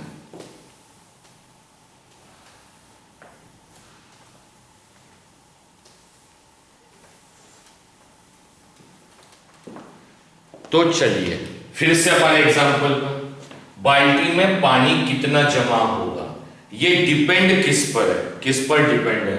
तो ये डिपेंड है इंटेंसिटी पर, मतलब पानी की इंटेंसिटी, मतलब इलेक्ट्रिक फील्ड की इंटेंसिटी। और दूसरा किस पर डिपेंड है कि कितना बड़ा एरिया है। लेकिन एरिया भी कौन सी क्वांटिटी प्रूव की है हमने? वेक्टर क्वांटिटी प्रूव किया बेटा। तो बाल्टी में जमा होने वाला पानी इलेक्ट्रिक फील्ड पर डिपेंड है, बाल्टी में जमा होने वाला पानी एरिया पर। किसके एरिया पर डिपेंड है? किसके एरिया पर? तो वो जो बॉडी आपने रखे उससे कितनी लाइनें जुड़ रही है, उसके एरिया पर, उसके एरिया पर डिपेंड है। अब कुछ चीजें और बड़ी इंपॉर्टेंट चीजें बता रहा हूं, बड़ी इंपॉर्टेंट, क्या बिगड़ना नहीं चाहिए कुछ भी। चलिए ये ले लेते हैं, हाँ है बॉक्स है मेरे पास। चलिए अब ये बॉक्स है बेटा, ये बॉक्स, इसका एरिया, ये एरिया है, ये एरिया, ये इसका सरफेस एरिया हो गया। अभी हमने प्रूफ किए कि एरिया कौन सी क्वांटिटी है, तो अभी हमने प्रूफ किए कि एरिया वेक्टर क्वांटिटी है, वेक्टर। अब भाई जब वेक्टर क्वांटिटी है तो उसका डायरेक्शन भी होना चाहिए। क्या होना चाहिए उसका? डायरेक्शन। तो एरिया का डायरेक्शन कौन होता है, कैसे दिया जाता है? फिर बोल रहा हूं बहुत ध्यान से सीखना है। एरिया जो भी है उसका डायरेक्शन हमेशा उसका नॉर्मल होता है। जो उसको नॉर्मल बनाइए, ये नॉर्मल देता है किसका? इस एरिया का डायरेक्शन। लेकिन फिर क्वेश्चन आता है, सर अगर ये एरिया है, इसका डायरेक्शन नॉर्मल बनाना है, तो नॉर्मल तो हम ऐसा बना सकते हैं, मतलब इधर वाला भी नॉर्मल और इधर वाला भी नॉर्मल। तो डायरेक्शन कौन सा लेंगे? तो हमेशा जब भी आपको एरिया का डायरेक्शन देना है तो उसको नॉर्मल बनाइए। कौन सा नॉर्मल? बाहर जाने वाला नॉर्मल, बाहर जाने वाला नॉर्मल। ये नॉर्मल देगा एरिया का डायरेक्शन। सर ये ऐसा कैसा? तो जब मैं वेक्टर सिखाऊंगा, या मेरे ख्याल से मैंने 11th में सिखाया था, क्या सिखाया था अगर आपको, तब मैंने प्रूफ भी किया था कि वेक्टर आई, यूनिट वेक्टर आई जो एक्स की एक्सिस के अलोंग होता, यूनिट वेक्टर जे जो वाई एक्सिस के अलोंग होता, इन दोनों का क्रॉस प्रोडक्ट वेक्टर के होता। मतलब वो तीसरा वेक्टर जो उन दोनों को एक साथ परपेंडिकुलर है। और अभी जब हमने प्रूफ किया पैरेललोग्राम से, ये लेंथ एल ये डायरेक्शन में, ब्रेथ ये डायरेक्शन में, ब्रेथ दोनों का एंगल थीटा। तो लेंथ और ब्रेथ एरिया निकालेंगे तो एरिया का डायरेक्शन, एरिया का फॉर्मूला हमने अभी निकाला, क्या निकाला? लेंथ और ब्रेथ का क्रॉस प्रोडक्ट, दो वेक्टर का क्रॉस वो तीसरा होता है जो दोनों को एक साथ परपेंडिकुलर होता है। तो वो डायरेक्शन रहेगा एरिया का जो लेंथ और ब्रेथ को एक साथ परपेंडिकुलर।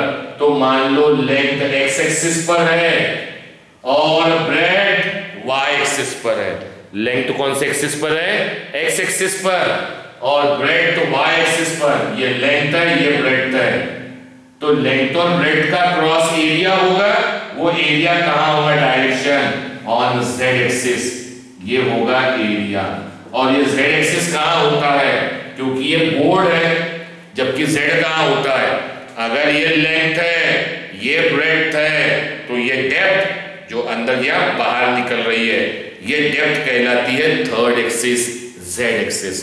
तो बाहर निकलने वाला direction is a direction of an area, क्योंकि दो वेक्टर का क्रॉस तीसरा वेक्टर, तीसरा जो दोनों को एक साथ परपेंडिकुलर। अगर याद नहीं आता तो दिमाग पे जोर मत डालिए, जब वेक्टर्स पढ़ाऊंगा तब उस वक्त पढ़ाऊंगा आपको, नो नीड टू वरी, ठीक है।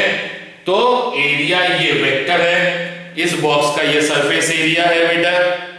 एरिया का डायरेक्शन हमेशा उसको नॉर्मल, वो नॉर्मल डिनोट करेगा उसका डायरेक्शन, वो नॉर्मल डिनोट करेगा उसका डायरेक्शन, और वो हमेशा बाहर वाला नॉर्मल चाहिए। कैसा नॉर्मल चाहिए? बाहर वाला, ठीक है। इन दोनों को मिला के जब हमने फ्लक्स का फॉर्मूला बनाया, किसका फॉर्मूला बनाया बेटा? फ्लक्स का। इक्वल टू कांस्टेंट की वैल्यू हमने 1 कर दी है, तरीके मालूम है 1 करने का, को 1 कर दो कांस्टेंट 1 हो जाता है। तो दोनों को मिलके बनाया, तो it is given bye intensity पे डिपेंड है और एरिया पे, दोनों के बीच में मल्टीप्लिकेशन। कौन सा मल्टीप्लिकेशन? कौन सा मल्टीप्लिकेशन? तो क्योंकि इन दोनों का मल्टीप्लिकेशन फ्लक्स है, फ्लक्स कौन सी क्वांटिटी है? स्केलर, तो दोनों के बीच में डॉट प्रोडक्ट आएगा, डॉट प्रोडक्ट। तो फ्लक्स डिपेंड इलेक्ट्रिक फील्ड की इंटेंसिटी पर, फ्लक्स डिपेंड उस बॉडी के एरिया पर जो बॉडी इलेक्ट्रिक फील्ड के अंदर खड़ी है, उससे जो लाइंस लिंक हुई, कितनी लिंक हुई उससे लाइंस, कितनी उससे टकराई, वो गिनना है, नोन एज एन फ्लक्स। जो टकराई नहीं, जो ऊपर से जा रही है, उससे हमें लेना देना नहीं है, लाइफ टाइम के लिए समझ लीजिए। बकेट में कौन सा पानी जमा होना है, चिंता किसकी करना है? जो इस बॉडी से टकरा रहा है, जो बाहर से गया उससे कोई लेना देना नहीं है। क्लियर? तो फ्लक्स का फॉर्मूला बना, flux depend upon electric field की intensity, flux depend upon area, दोनों का डॉट प्रोडक्ट, क्योंकि ये स्केलर क्वांटिटी है। अब इसको डॉट प्रोडक्ट को सॉल्व करेंगे तो आंसर क्या मिलेगा? ई ए कॉस थीटा, दो का dot A dot B, A B cos theta. अब जैसे ही ये फॉर्मूला लिखा तो अब मेरे ख्याल से पढ़ने वाले के दिमाग खराब होने चाहिए। सर आपने क्या बोला कि फ्लक्स डिपेंड किस पे है? इलेक्ट्रिक फील्ड की इंटेंसिटी पे। फ्लक्स डिपेंड किस पर है? एरिया वेक्टर पर डिपेंड है। फिर ये बीच में थीटा कहां से आया? What is theta? थीटा कहां से आया? तो चलिए थीटा को एक्सप्लेन करता हूं, थीटा क्या है। फिर से मुझे बकेट में पानी जमा करना है, ये मेरे हाथ के नीचे बकेट लगी हुई है, ये पानी की धार आ रही है, पानी की धार, धार भी पूरी ताकत से आ रही है, 100 छेदों से धार आ रही है। हाथ भी बड़ा रखा, बड़ा वाला हाथ रखा मैंने, मतलब एरिया भी बड़ा है, बड़ा हाथ रखा, धार आ रही है और मुझे बकेट में पानी जमा करना है। ये धार आई, ये बड़ा हाथ, अब पानी टकराने वाला है, अब मैंने हाथ ऐसा कर दिया, जमा होने वाला पानी ज्यादा की कम, हाथ ऐसा किया, ये धार आ रही है, ये तो बिना टकराए निकल गई ना, पानी कम। हाथ ऐसा किया, थोड़ा सा स्लाइड किया तो थोड़ा ही पानी टकराएगा, और ऐसा किया तो ज्यादा पानी टकराएगा, और ऐसा किया तो बहुत सारा पानी टकराएगा। ये क्या कर रहा हूं मैं? ये इलेक्ट्रिक फील्ड और ये एरिया, एरिया का डायरेक्शन उसको ड्रॉ किया हुआ नॉर्मल। समझिए, ये ब्लू डिनोट कर रहा है इस एरिया का डायरेक्शन, इस एरिया का डायरेक्शन। रेड पेन डिनोट कर रहा है इलेक्ट्रिक फील्ड और इलेक्ट्रिक फील्ड का डायरेक्शन। तो एरिया का डायरेक्शन ये, इलेक्ट्रिक फील्ड का डायरेक्शन ये, दोनों पैरेलल है, मतलब दोनों के बीच में एंगल कितना है? 0। कई लोग जिंदगी भर समझ ही नहीं पाते। क्या समझ नहीं पाते? कि सर एरिया और इलेक्ट्रिक फील्ड के बीच में जो एंगल बन रहा है वो एंगल तो 90 बन रहा है। कितना बन रहा है? 90। और मैं क्या कह रहा हूं? एंगल 0 बन रहा है, क्योंकि एंगल किसके बीच का है भाइयों और बहनों? इलेक्ट्रिक फील्ड वेक्टर और एरिया वेक्टर के बीच का। एरिया वेक्टर मतलब उसके डायरेक्शन के बीच का। तो अगर ये हाथ का एरिया है तो उसका डायरेक्शन उसको नॉर्मल, ये नॉर्मल बन गया, normal, this is a normal. अब एंगल किसके बीच का? इलेक्ट्रिक फील्ड का और एरिया के नॉर्मल, क्योंकि वो डायरेक्शन दे रहा है। बताइए एंगल कितना है? कितना एंगल है? कितना एंगल है? पैरेलल है तो एंगल कितना है? 0 डिग्री। समझ में आया? कितना एंगल है? 0 डिग्री।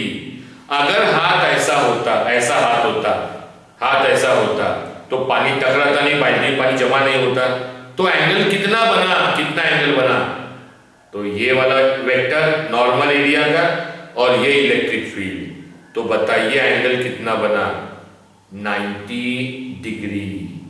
90 डिग्री पे पानी जमा नहीं हो रहा है, पानी जमा 0, और 0 डिग्री पे पानी मैक्सिमम। तो ट्रिग्नोमेट्रिक के दो ही बेसिक रेशो है, साइन और कॉस।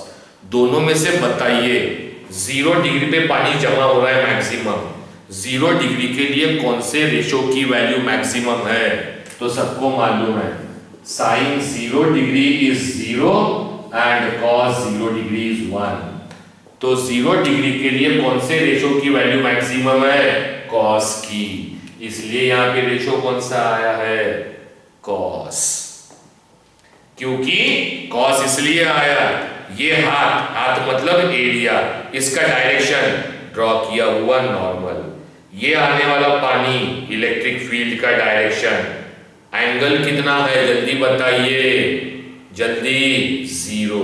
एंगल 0, पानी ज्यादा जमा होगा। हाथ घुमा दीजिए, एंगल 90 डिग्री, एंगल 90 डिग्री। किसका एंगल? एरिया के नॉर्मल का। और एंगल हमेशा एरिया के नॉर्मल और इलेक्ट्रिक वेक्टर के बीच में ही गिना जाता है, क्योंकि area is a vector quantity. Area is a vector quantity, ध्यान रखिए। तो एंगल हमेशा जिंदगी भर के लिए दिमाग में, इसलिए इतना इंपॉर्टेंट है, जिंदगी भर के लिए दिमाग में बिठा लीजिए कि एंगल हमेशा फ्लक्स निकालने के लिए जो हमने एंगल लिया वो एंगल किसके बीच का है? एरिया और इलेक्ट्रिक फील्ड के बीच का नहीं है। किसके बीच का है? अगर एरिया ये है और इलेक्ट्रिक फील्ड है होता तो ये 90 होता, ऐसा नहीं है। एंगल किसके बीच का है? एरिया का वेक्टर, एक्सक्यूज मी, क्या बोला? एंगल किसके बीच का है? एरिया का वेक्टर। वेक्टर मतलब डायरेक्शन, मतलब नॉर्मल। तो एंगल किसके बीच का है? एरिया का वेक्टर और इलेक्ट्रिक का वेक्टर, इनके बीच का एंगल है थीटा। वो एंगल 0 रहेगा तो पानी ज्यादा, वो एंगल 90 डिग्री रहेगा तो पानी कम। लेकिन एंट्रेंस के क्वेश्चन में घुमाता है, एंट्रेंस के क्वेश्चन में घुमाता है। कैसे घुमाता है? सोचिए, ये हाथ क्या है? ये हाथ, it is just an area. इसे एक नाम से और जानते हैं, सरफेस एरिया।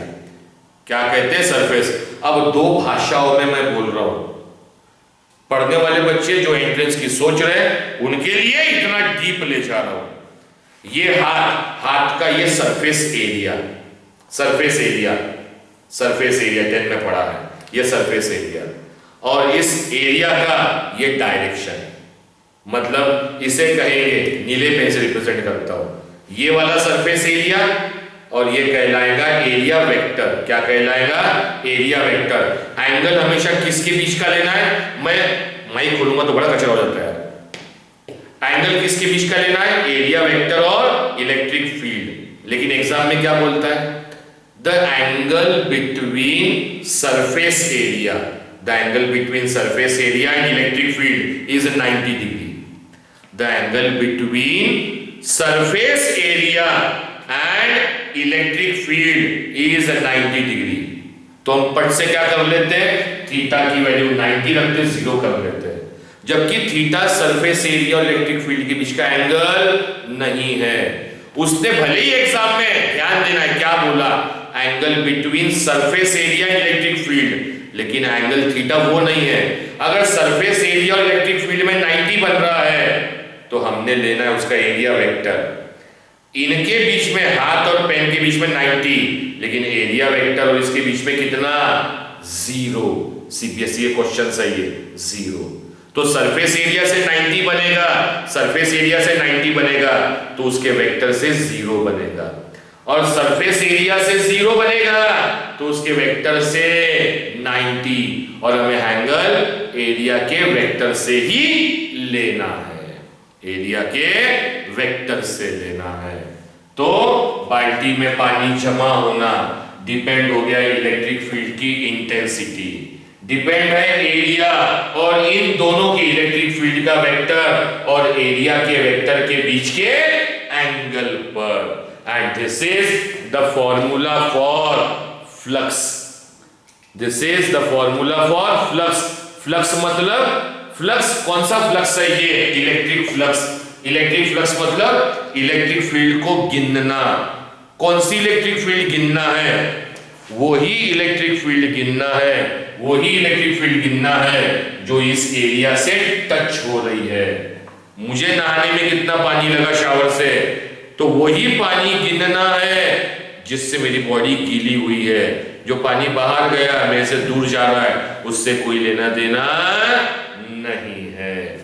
तो फ्लक्स का एक और तरीका, एक और चीज कहते हैं कि कितनी लाइंस उससे लिंक हो रही है। कम से कम 3 महीने तक ये चीजें ध्यान रखिए। फ्लक्स, इलेक्ट्रिक फ्लक्स निकालना है तो इलेक्ट्रिक फ्लक्स मतलब इलेक्ट्रिक फील्ड की मेजरेबल क्वांटिटी।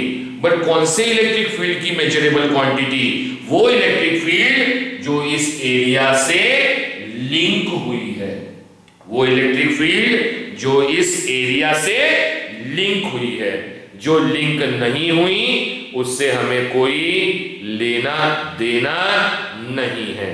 स्क्रीनशॉट ले लीजिए, माइक खोल रहा हूं मैं।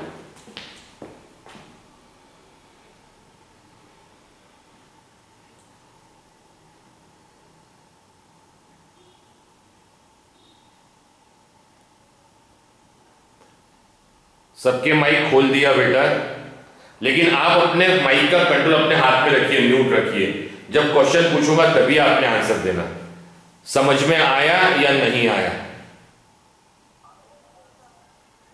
सबको समझ में आया?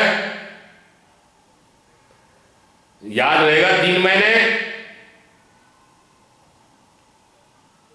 3 महीने इसलिए बोल रहा हूं क्योंकि मुझे लास्ट चैप्टर खत्म करने तक इसकी जरूरत पड़ेगी अभी। तो ये फ्लक्स है।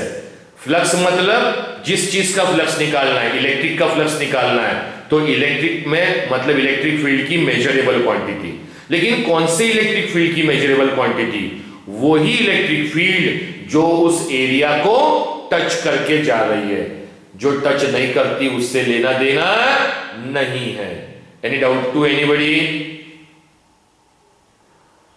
Clear to all of you? बेटा माइक को ध्यान से ध्यान रखिए। ये इतने खतरनाक टॉपिक है, इतने इंपॉर्टेंट टॉपिक है।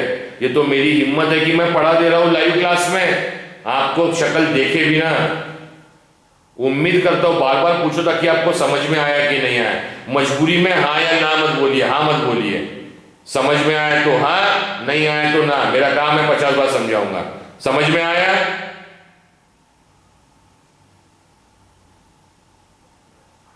सबके माइक म्यूट कर रहा हूं। अब नया पढ़ा रहा हूं, इसी को आगे ले जा रहे हैं। नया क्या पढ़ा रहे हैं तो देख लीजिए। अब नया जो मैं पढ़ा रहा हूं, अब जो हमने जो निकाला, फ्लक्स निकाला, उसमें जो इलेक्ट्रिक फील्ड यूज की, उसमें जो इलेक्ट्रिक फील्ड यूज की, तो सबको मालूम है इलेक्ट्रिक फील्ड यूनिफॉर्म यूज किया है। यूनिफॉर्म इलेक्ट्रिक फील्ड, यूनिफॉर्म, हर जगह सेम। अब फ्लक्स उसके लिए निकालना है जिसमें इलेक्ट्रिक फील्ड यूनिफॉर्म नहीं है या एरिया बराबर नहीं है। तो देखिए अब फॉर्मूला, ये समझ गया? जिंदगी पर ध्यान रखिए। फ्लक्स किस पर डिपेंड है, जल्दी बताइए। फ्लक्स किस पर डिपेंड है? इलेक्ट्रिक फील्ड की इंटेंसिटी पर और जिस एरिया से वो लिंक हो रहा है उसके एरिया पर। सर ये प्रैक्टिकल लाइफ में कहां है?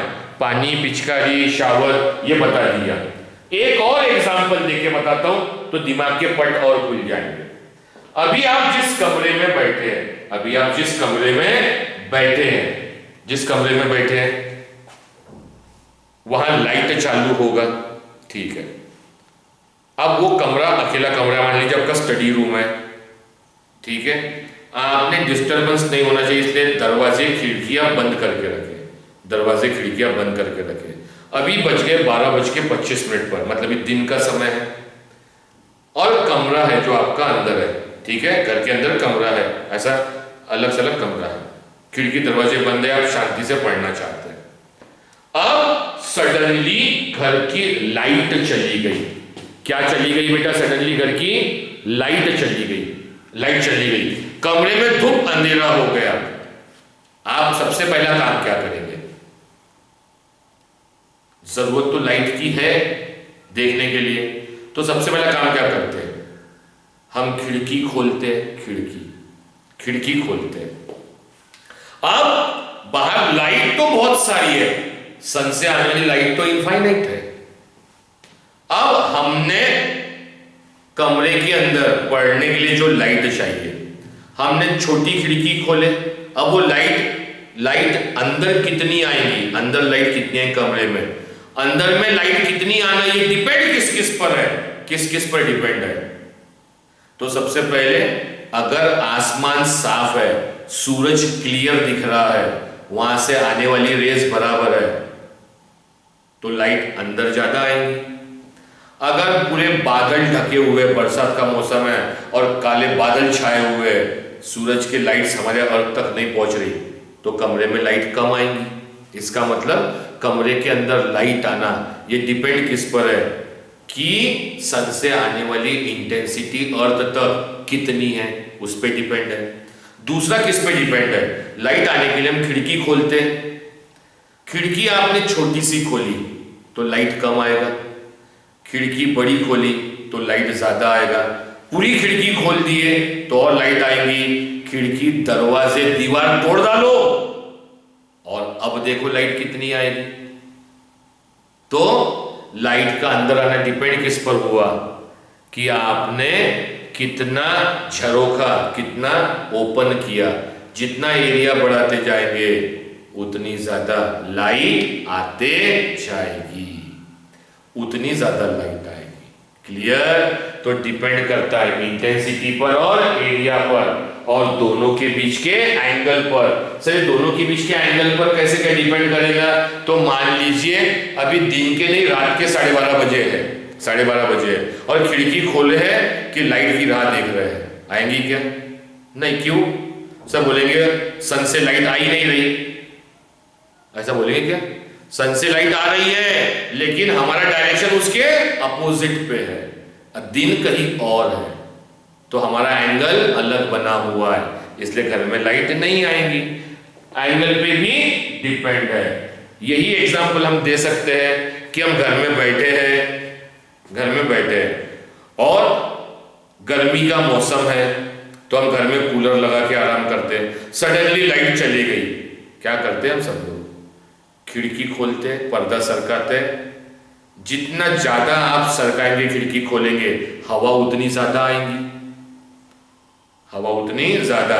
तो अंदर हवा कितनी आएंगी डिपेंड करता है आपने कितना बड़ा एरिया ओपन किया।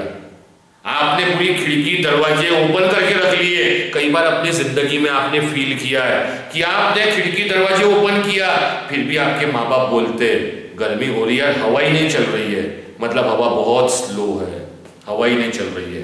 तो डिपेंड किस पर है? हवा की इंटेंसिटी पर और आपने कितना बड़ा एरिया ओपन किए उस पर। और तीसरा किस पे डिपेंड है कि हवा इधर से आ रही है और आपने यहां तो खिड़की बंद रखे, उधर की खिड़की खोल के रखे, तो सही में हवा आएंगी आपको।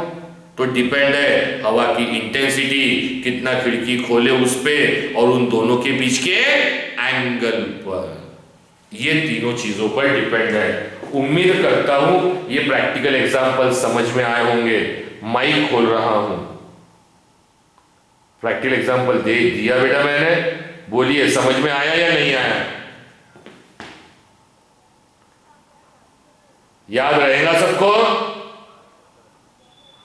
तो अब ये फ्लक्स मतलब क्या होता, तो मुझे बताइए घर के बाहर कितनी हवा है? घर के बाहर कितनी हवा है? अभी आप जिस कमरे में बैठे हैं उस कमरे में, उस घर के बाहर निकलिए, कितनी हवा है? जल्दी बताइए, कितनी हवा है? नहीं गिन सकते सर, बहुत ज्यादा हवा है। लेकिन हमें किस हवा से काम है? वो हवा जो हमारे घर के अंदर आ गई है, हम उसी हवा में सांस ले रहे हैं, हम उसी हवा से अपना काम कर रहे हैं। मतलब वो हवा जो हमारे घर के अंदर लिंक हो रही है, जो घर के बाहर से बह रही है, उससे कोई लेना देना है क्या? सबसे पूछ रहा हूं, कोई लेना देना है क्या? वो हवा जो हमारे घर के अंदर आ रही है, हमारा लेना देना उसी हवा से है। Any doubt to anybody? चलिए माइक बंद कर रहा हूं, अब आगे।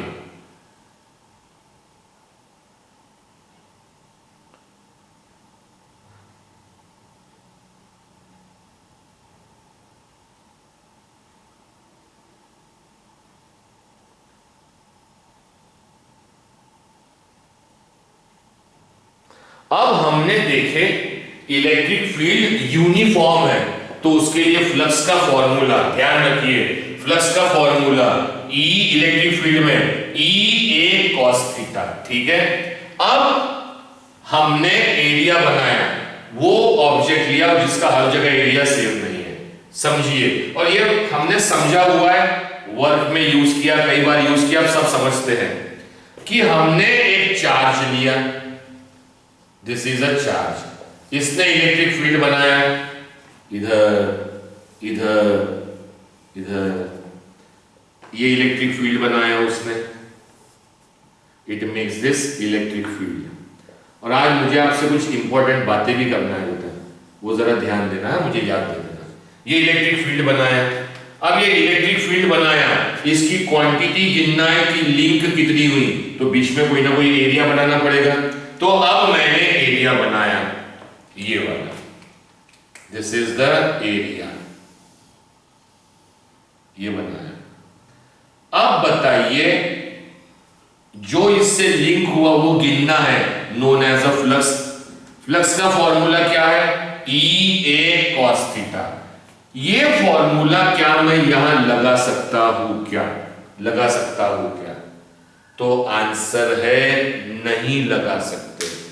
क्यों नहीं लगा सकते सर?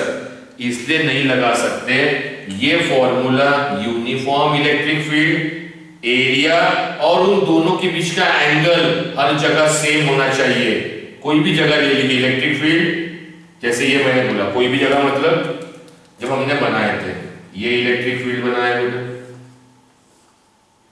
ये इलेक्ट्रिक फील्ड बनाया और ये मैंने एरिया बनाया, दिस इज द एरिया बनाया।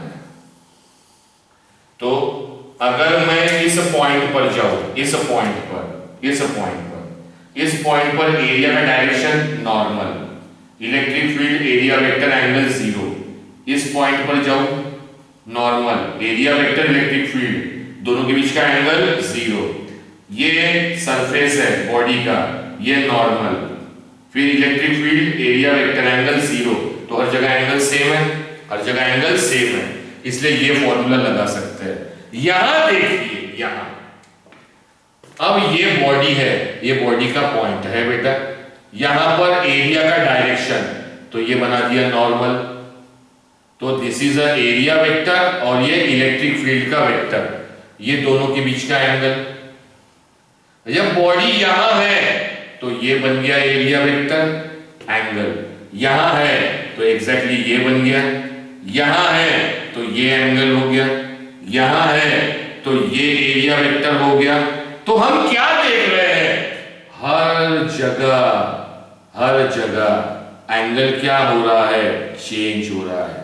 तो जब फॉर्मूले में थीटा की वैल्यू रखना है, मान लीजिए ये एंगल 30 डिग्री है, ये 20 डिग्री है, ये 5 डिग्री है, ये निगेटिव में जा रहे हैं हम लोग, मतलब 360, ये 330 डिग्री है, ये 340 डिग्री है। तो थीटा की वैल्यू, अगर आपको ये वाला फॉर्मूला यहाँ यूज करना है तो थीटा की वैल्यू तो हर जगह सेम ही नहीं है, हर जगह सेम नहीं है, हर जगह सेम नहीं है, तो फॉर्मूला हम ये वाला यूज कर ही नहीं सकते।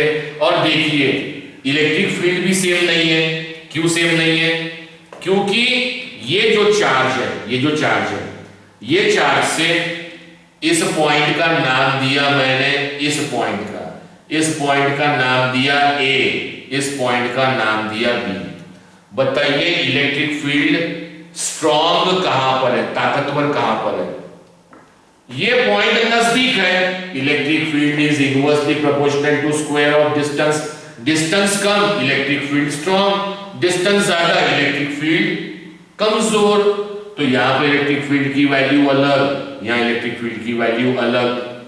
जब यही कांस्टेंट नहीं है तो मैं ये फॉर्मूला यूज नहीं कर सकता, फॉर्मूला यूज नहीं कर सकता बोल के हम छोड़ नहीं सकते, क्योंकि ये चीजें कांस्टेंट नहीं रह रही है। तो फिर जब चीजें कांस्टेंट नहीं हो लेकिन फ्लक्स निकालना ही है हमें, और जब ये फॉर्मूला यूज नहीं कर सकते तो फिर हम मदद लेते हैं, किसकी मदद लेते हैं, तो हम मदद लेते हैं कैलकुलस की। कैलकुलस जो हम कल से सीखते आ रहे हैं, परसों से सीखते आ रहे हैं, नर्सों से याद कीजिए, वर्क डन का formula force into displacement, but वो सही कब होगा, जब हर जगह फोर्स सेम होगा। हर जगह फोर्स सेम होगा मतलब फोर्स हर जगह सेम कब होगा, मैं बताता हूं।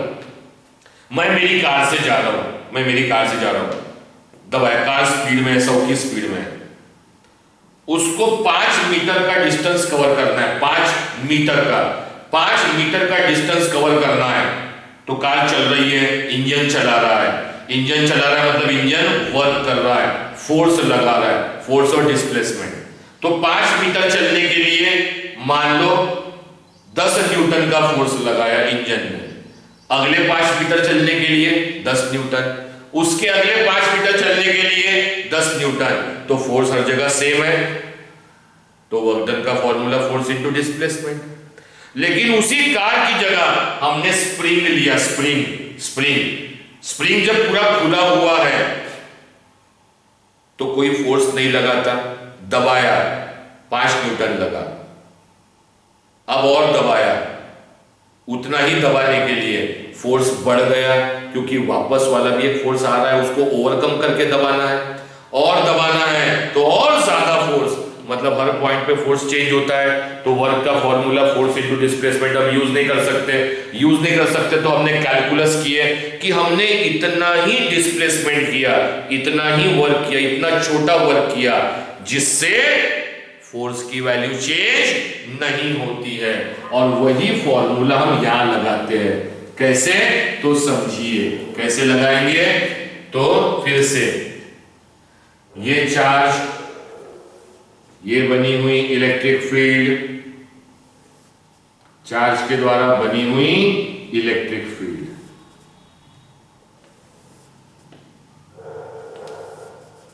इस इलेक्ट्रिक फील्ड में एक एरिया, इस इलेक्ट्रिक फील्ड में एक एरिया, हर जगह डिफरेंट है, कौन? इलेक्ट्रिक फील्ड भी और एंगल भी डिफरेंट है। तो करते कैसा है, हमने क्या किया, इतने बड़ा एरिया लेने की बजाय एक बहुत छोटा एरिया लिया।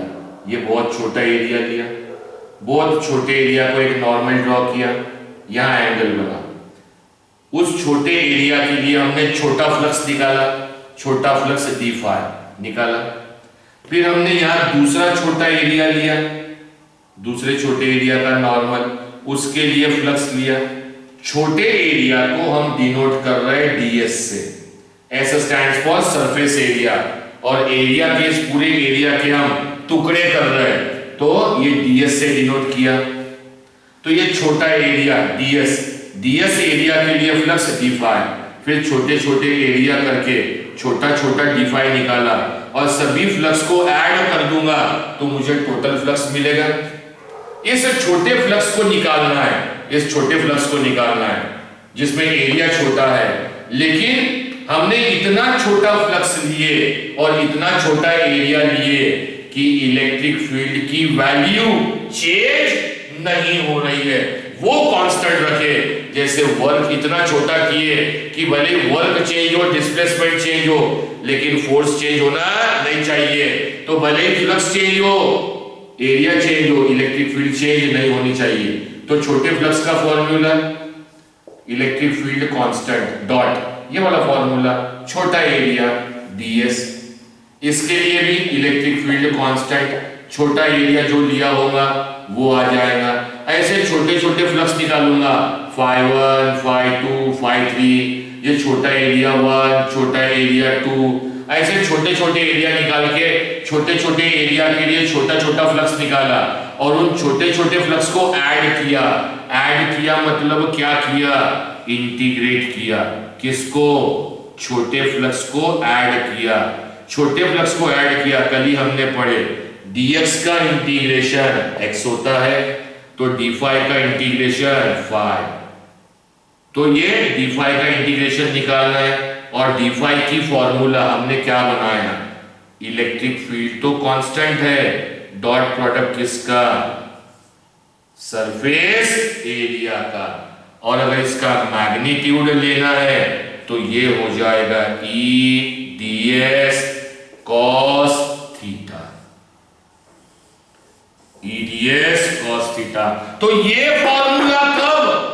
जब हर जगह एरिया सेम हो, इलेक्ट्रिक फील्ड सेम हो, और उनके बीच का एंगल भी सेम हो। और ये कब हो? जब यूनिफॉर्म नहीं हो, एंगल सेम नहीं हो, इलेक्ट्रिक फील्ड भी सेम नहीं हो, तब फ्लक्स के लिए फॉर्मूला बनता है इंटीग्रल। ध्यान रखिए, इंटीग्रल E डॉट ds। जब यूनिफॉर्म नहीं हो, हर जगह वैल्यू सेम नहीं हो, तब ये formula integration of E dot ds। और आइए अब लास्ट टॉपिक, लास्ट पहला फॉर्मूला जो आपको स्क्रीन पे दिख रहा है ये cos थीटा यूनिफॉर्म के लिए, दूसरा फॉर्मूला जो स्क्रीन पे दिख रहा है वो नॉन यूनिफॉर्म मतलब अनइवन सरफेस के लिए, और अब तीसरा formula flux linked with a closed surface. अब क्लोज सरफेस, बेटा इतना साथ दे दिए और थोड़ा साथ दे दो, खत्म हो जाता, खत्म। और आपने बहुत इंपॉर्टेंट टॉपिक खो जाएगा बेटा अपना, बहुत ज्यादा important. So now we are going for flux linked with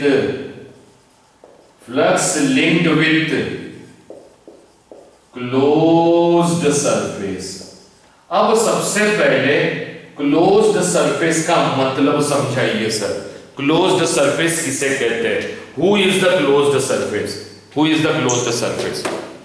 तो ये बॉक्स जो है ना, ये box, this is a closed surface. Closed है मतलब क्या? कि अगर मैंने जहां से, और एक तरीका बोर्ड में भी समझा सकता हूं मैं, बताइए ये जो मैंने बोर्ड पे सर्कल बनाया है ये ओपन है या क्लोज है? क्लोज क्यू, जहां पे स्टार्ट किया घूम के वहीं पे एंड हो गया तो पूरा बंद हो गया। और बताइए ये सरफेस क्लोज है या ओपन है? ओपन, क्योंकि जहां से स्टार्ट किया वहां पे मैं वापस ही नहीं आया, फिर तो ओपन है ना, मैं कहीं भी जा सकता हूं। एक्सक्यूज मी, तो क्लोज सरफेस का मतलब जहां से स्टार्ट किए कहीं से भी घूमिए, घूम फिर के आपको वापस वही आना है, वो कहलाता है closed surface. It is known as a close surface. आखिरी के 15 से 20 मिनट लूंगा, आखिरी के, बस समझ लो बेटा, आखिरी के 15 से 20 मिनट है, बहुत बहुत इंपॉर्टेंट है ये टॉपिक। खत्म, मेरे दिमाग का बोझ खत्म। बोझ बोलने से फिजिक्स में जो बेसिक है उसको पढ़ाने का, इतना इंपॉर्टेंट है। तो अब flux link with the close surface, तो फ्लक्स के मेरे पास दो फॉर्मूले हैं, E a cos थीटा और integration of E dot ds, ये दो फॉर्मूले मेरे पास में। क्लोज सरफेस की खासियत देखिए, क्लोज सरफेस की खासियत, हम फ्लक्स मतलब इलेक्ट्रिक फील्ड कितना लिंक हुआ है, इलेक्ट्रिक फील्ड कितना लिंक हुआ है वो निकालना है क्लोज सरफेस से। इलेक्ट्रिक फील्ड कितना लिंक हुआ है वो निकालना है क्लोज सरफेस से। क्या हम यहां पर ये वाला फॉर्मूला यूज कर सकते हैं क्या, कितना लिंक हुआ, ये फॉर्मूला कब यूज कर सकते हैं? जब हर जगह वैल्यू सेम हो, हर जगह वैल्यू सेम हो। अब हमने क्या किया, एक चार्ज लिया, आई टेकन दिस चार्ज, ये चार्ज लिया, ये चार्ज इस सरफेस के, इस बॉक्स के कितने सरफेस हैं गिन लीजिए, 1 2 3 4 हो गए 4 सरफेस, टॉप वाला 5वां, बॉटम वाला 6वां, कितने सरफेस हो गए क्यूबॉइड के 6 सरफेस। अब ये चार्ज बाहर है, ये चार्ज है जो बाहर है, ये क्या बनाएगा, इलेक्ट्रिक फील्ड, इस डायरेक्शन का इलेक्ट्रिक फील्ड बनाएगा। चलिए इस डायरेक्शन का इलेक्ट्रिक फील्ड सब विजुअलाइज करते हैं हम लोग, उस डायरेक्शन का इलेक्ट्रिक फील्ड। ये फॉर्मूला यूज कर सकता हूं क्या, चेक करते हैं। अब देखिए ये फॉर्मूला यूज कब कर सकता हूं, जब E A और थीटा हर जगह सेम रहे। चलिए अब इलेक्ट्रिक फील्ड डिनोट कर रहा हूं रेड से, ये इलेक्ट्रिक फील्ड का डायरेक्शन, ये बॉक्स ऐसा रहा, इलेक्ट्रिक फील्ड का डायरेक्शन, ये आया इलेक्ट्रिक फील्ड, ये सरफेस है पूरा का पूरा। एंगल किसके बीच में गिनना है, इलेक्ट्रिक फील्ड और सरफेस का एरिया वेक्टर। एरिया वेक्टर क्या है, नॉर्मल, और नॉर्मल किधर बनाएंगे, बाहर वाला, तो ये बन गया एरिया वेक्टर, ये बन गया एरिया वेक्टर। इस सरफेस के लिए एरिया वेक्टर, इलेक्ट्रिक फील्ड, दोनों पैरेलल तो है बट उल्टे वाले पैरेलल है, anti parallel, angle 180 degree, angle 180 degree इस सरफेस के लिए। अब इस सरफेस पे आते हैं, इलेक्ट्रिक फील्ड तो इधर से आ रहा है, अब इस सरफेस के लिए ये उसका एरिया वेक्टर और ये इलेक्ट्रिक फील्ड, एंगल 90 डिग्री, इस सरफेस के लिए 180, इसके लिए 90, ये सरफेस के लिए, ये सरफेस एंगल सेम है 0 डिग्री, 0 डिग्री, इस सरफेस के लिए इधर जाएगा तो 180, इस सरफेस के लिए 90, इसके लिए 0, और पीछे सरफेस के लिए जो पीछे वाला है, अगर दिख रहा हो तो ये पीछे वाला सरफेस है, ये पीछे वाला सरफेस है, फिर से एंगल 90, मतलब इस सरफेस से 90, इस सरफेस से 180, इस सरफेस से 0, ऊपर वाली सरफेस से 90, नीचे वाली सरफेस से 90, मतलब नीचे वाला 90 मतलब 270। क्या हर जगह एंगल सेम है क्या क्लोज सरफेस से? जब हर जगह एंगल सेम नहीं है माय डियर स्टूडेंट्स, हर जगह एंगल सेम नहीं है, तो मैं ये वाला फॉर्मूला यूज नहीं कर सकता, ये वाला फॉर्मूला यूज ही नहीं कर सकता। तो फिर मेरे पास कौन सी मेथड बची, कैलकुलस की। कैलकुलस की कैसे, कि पहले इलेक्ट्रिक फील्ड आ रही है, 6 सरफेस है, तो पहले मैं इस सरफेस का लिंक निकालूंगा, इस सरफेस का फ्लक्स, इसको सरफेस नंबर 1 ले लिया, क्या ले लिया बेटा, इसको सरफेस नंबर 1, तो सरफेस नंबर 1 से फ्लक्स कितना लिंक हुआ, सरफेस नंबर 1। वापस कैमरा घुमा रहा हूं, जब यूनिफॉर्म नहीं हो तो फॉर्मूला किसके टर्म में होता है, integration E dot ds, integration E dot DS integration के टर्म में होता। अब मुझे क्लोज्ड का निकालना है, किसका निकालना है? क्लोज्ड का। तो पहले इस सरफेस का निकाल रहा हूं, इस सरफेस का निकाल रहा हूं, तो ये जो बॉक्स है, इस सरफेस का ये नॉर्मल, ये पहला सरफेस, और ये एंगल 180 डिग्री वाला बन रहा है। तो पहले इस सरफेस का फ्लक्स निकालूंगा, फिर इस सरफेस का, फिर इसका, फिर इसका, फिर टॉप का, बॉटम का। तो ऐसे 6 फ्लक्स निकालना पड़ेगा मुझे, तब जाके टोटल फ्लक्स मिलेगा। तो टोटल फ्लक्स का फॉर्मूला क्या होगा?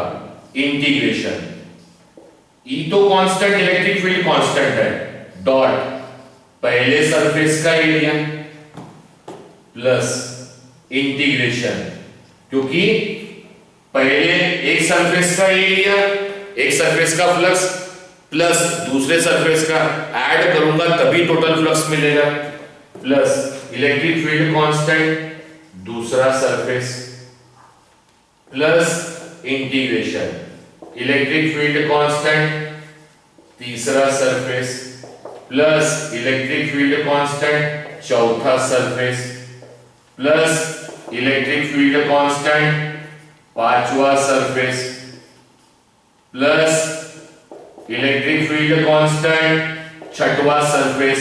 और मान लीजिए अगर मैंने वो बॉक्स लिया, वो क्लोज्ड सरफेस लिया, वो क्लोज्ड जिसके 10-15 सरफेस है, तो प्लस डॉट डॉट डॉट हर एक का अलग अलग निकालते चाहिए, हर एक का अलग अलग। लेकिन मैं जो सरफेस ले रहा हूं वो क्या ले रहा हूं? क्लोज्ड।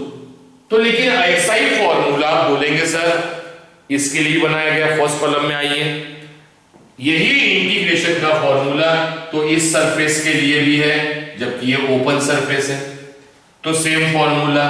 तो क्लोज्ड सरफेस में भी आपने इंटीग्रेशन लिखा है, वहां भी इंटीग्रेशन लिखा है, उसके लिए भी इंटीग्रेशन का फॉर्मूला। तो फॉर्मूले से कैसा समझेंगे ये जो फ्लक्स है वो क्लोज्ड सरफेस के लिए है या ओपन सरफेस के लिए है?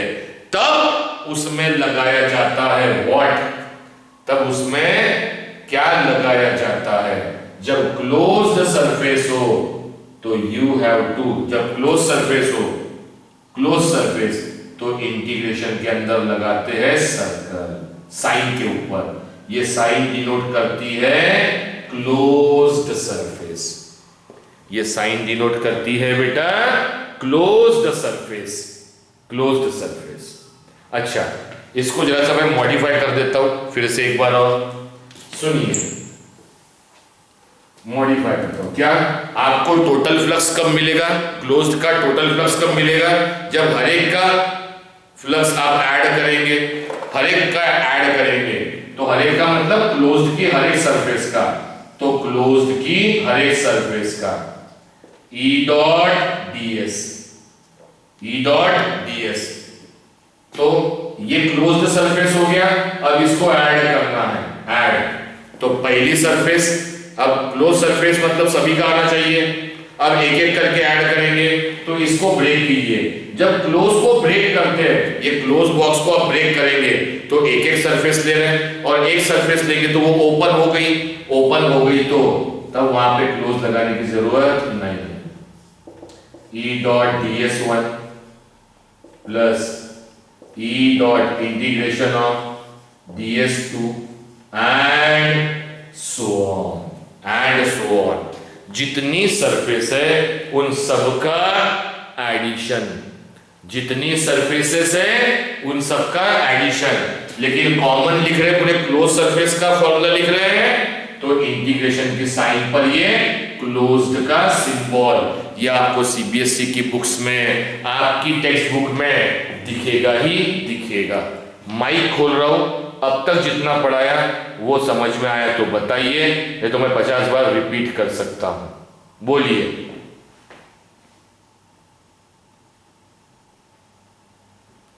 समझ में आया या नहीं आया? पक्का? चलिए ठीक है।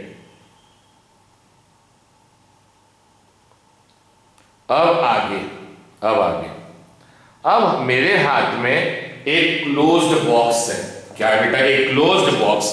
अब इस बॉक्स से बाहर एक चार्ज रखा मैंने, क्या रखा, बाहर एक चार्ज, बाहर एक चार्ज रखा। अब बड़े लास्ट पॉइंट पे आ गया, हार्डली 10 मिनट, और बहुत इंपॉर्टेंट पॉइंट पे आ गया, इससे मैं एक चीज खत्म कर दूंगा। अब ये चार्ज मैंने बाहर रखा तो चार्ज इलेक्ट्रिक फील्ड बना रहा है, तो बताइए उस इलेक्ट्रिक फील्ड की क्वांटिटी कितनी है, उस इलेक्ट्रिक फील्ड की क्वांटिटी। चार्ज कहां है, बाहर, बाहर चार्ज होने के कारण, चार्ज कहां है बेटा, बाहर, बाहर होने के कारण ये डायरेक्शन बनेगी इलेक्ट्रिक फील्ड की, और इलेक्ट्रिक फील्ड की ये डायरेक्शन फिक्स हो गई, फिक्स हो गई, ठीक है। चार्ज कहां रखा था हमने, बाहर। अब आइए हम करते हैं, सुनिए, अभी से डब्बे से कितना फ्लक्स लिंक हुआ, तो एक एक सरफेस का फ्लक्स गिनते हैं। चलिए, फ्लक्स का फॉर्मूला ये लेते हैं कि ये cos थीटा वाला, क्योंकि जब ये एक सरफेस लेंगे तो ये पूरी सरफेस सेम है, पूरी सरफेस सेम है, लगने वाली इलेक्ट्रिक फील्ड भी सेम है। यहां एंगल लीजिए, यहां एंगल लीजिए, यहां एंगल, एक सरफेस के लिए हर जगह एंगल सेम है, ठीक है। अब इस सरफेस से लिंक होने वाला फ्लक्स, इस सरफेस से लिंक होने वाला फ्लक्स, इस सरफेस से, ये नॉर्मल पकड़ के रखा, नॉर्मल, ये normal angle, normal electric field, angle कितना डिग्री, एंटी पैरेलल, ये बाहर ये अंदर है तो पैरेलल लेकिन उल्टे, तो एंगल 180 डिग्री, एंगल 180 रखिए, थीटा की जगह 180, EA cos पाई -1। तो इस सरफेस के लिए फ्लक्स की वैल्यू, पहले सरफेस के लिए, सब पता था बेटा, बड़े इंपॉर्टेंट कंसेप्ट है, पहले सरफेस के लिए फ्लक्स की वैल्यू -EA, क्योंकि cos पाई की वैल्यू -1। हमने इस सरफेस का एरिया कितना मान लिए है, A, सबका एरिया A मान लेते हैं, ठीक है। ये सरफेस में जो लिंक हुआ फ्लक्स वो कितना हुआ बेटा, पहले के लिए -EA। अब इस सरफेस में लेते हैं, ये सरफेस, ये वाली, इधर वाले से एंगल 180 बना, इधर वाले से ये नॉर्मल, ये electric field, angle 90 degree, 90 degree angle बना, रखिए वैल्यू थीटा, cos 90 की वैल्यू 0। तो दूसरे सरफेस से लिंक होने वाला फ्लक्स 0, पहला सरफेस हो गया, दूसरा सरफेस हो गया। अब हम जाते हैं तीसरे सरफेस के लिए, इस सरफेस के लिए नॉर्मल बाहर वाला, ये नॉर्मल, और ये बनने वाली इलेक्ट्रिक फील्ड हो रही है, यहां गई, एंगल बताइए कितना है, कितना एंगल है, 0, और cos 0 की वैल्यू 1, तो बताइए 5 1 इंटू EA कितना हुआ, EA। अब सुनिए, पहला सरफेस हो गया, दूसरा हो गया, तीसरा हो गया, अब एग्जैक्टली पीछे वाला, मतलब ये वाला, इस सरफेस का ये नॉर्मल बना हुआ है, इस सरफेस का ये नॉर्मल, ये दिख रहा होगा आपको, इस सरफेस का ये नॉर्मल, आने वाली इलेक्ट्रिक फील्ड एंगल बनाएगी 90 डिग्री। तो चौथे सरफेस से लिंक होने वाला फ्लक्स इलेक्ट्रिक फील्ड कितना हो गया, 0, एंगल इज 0, सॉरी एंगल 90, तो फ्लक्स 0 हो गया। 1 2 3 4 सरफेस का हो गया, अब पांचवी सरफेस का, टॉप का, ये बनाया मैंने नॉर्मल, और ये है इलेक्ट्रिक फील्ड, एंगल 90, फ्लक्स कितना लिंक होगा, पांचवी सरफेस से फ्लक्स कितना लिंक होगा, cos 90 इज 0, टॉप से भी फ्लक्स 0 हो गया। अब बॉटम, तो ये बॉटम का ये नॉर्मल हो गया, और ये एंगल जा रहा है, नीचे वाला 90 मतलब 270, लेकिन y एक्सिस पे cos 270 भी 0 होता है, तो बॉटम से भी फ्लक्स लिंक, छठवें से भी फ्लक्स लिंक कितना हुआ, 0। तो अगर मैं टोटल सरफेस से निकालूं तो इन सब का एडिशन करना पड़ेगा, -EA प्लस EA जब ऐड करेंगे तो बताइए फ्लक्स का आंसर कितना आया, 0। Flux link with a closed surface, mike खोल दे रहा हूं,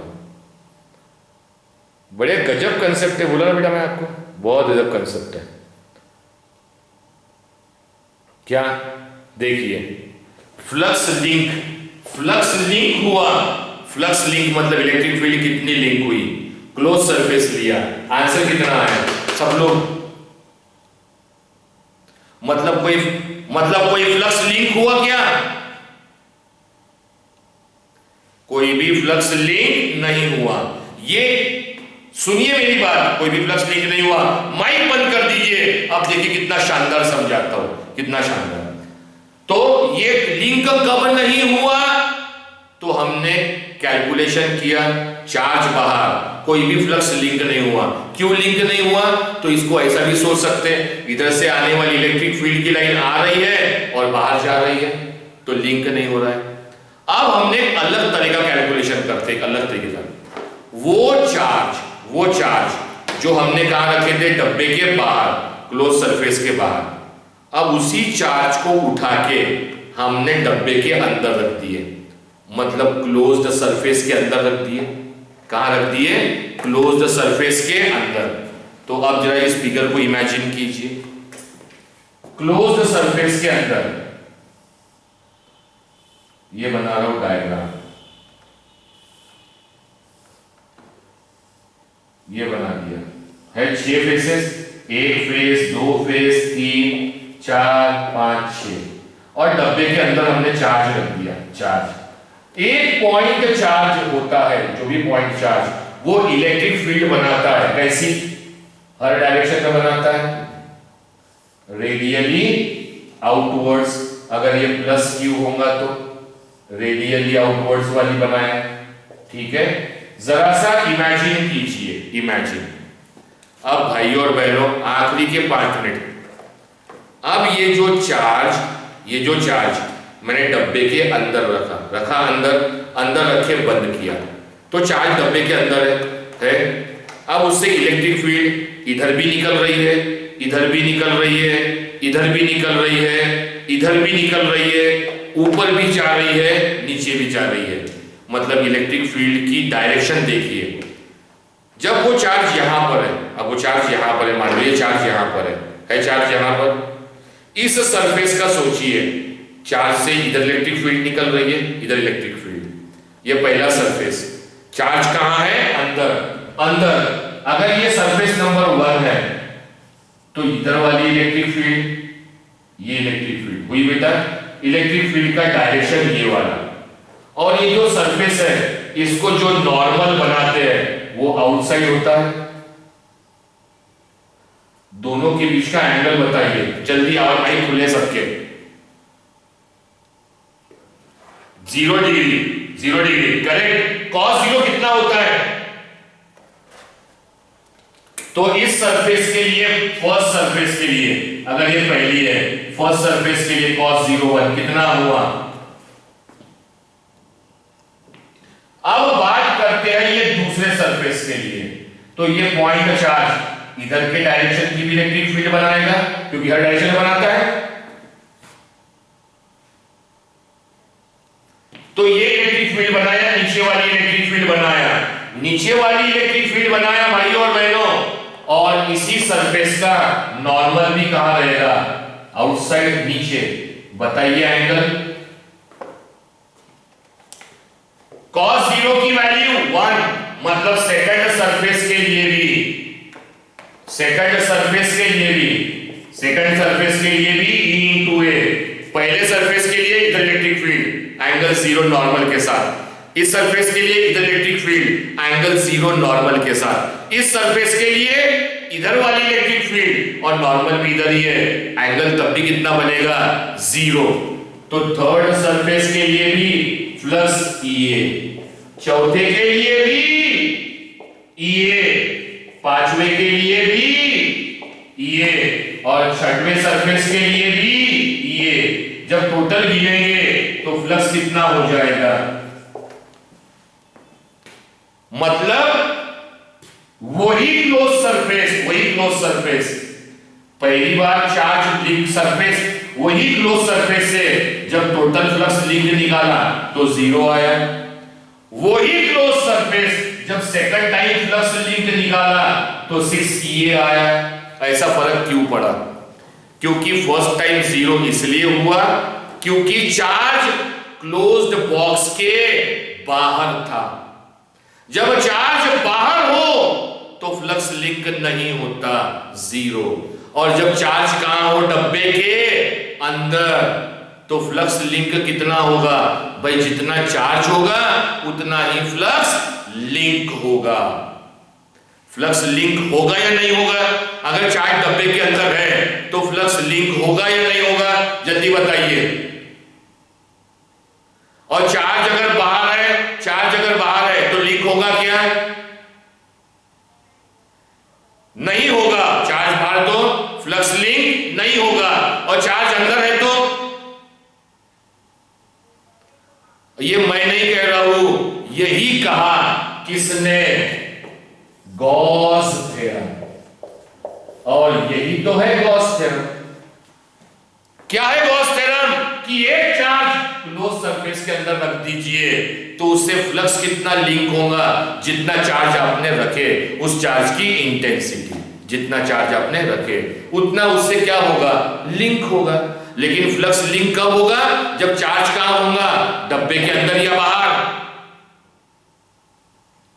अंदर। And this is known as a Gauss theorem. इसका प्रूफ हम कल करेंगे। इसका प्रूफ है 11th में, ये मैं कल करा के दूंगा, कोई प्रॉब्लम नहीं है। बताइए समझ में आया या नहीं आया? जल्दी बताइए।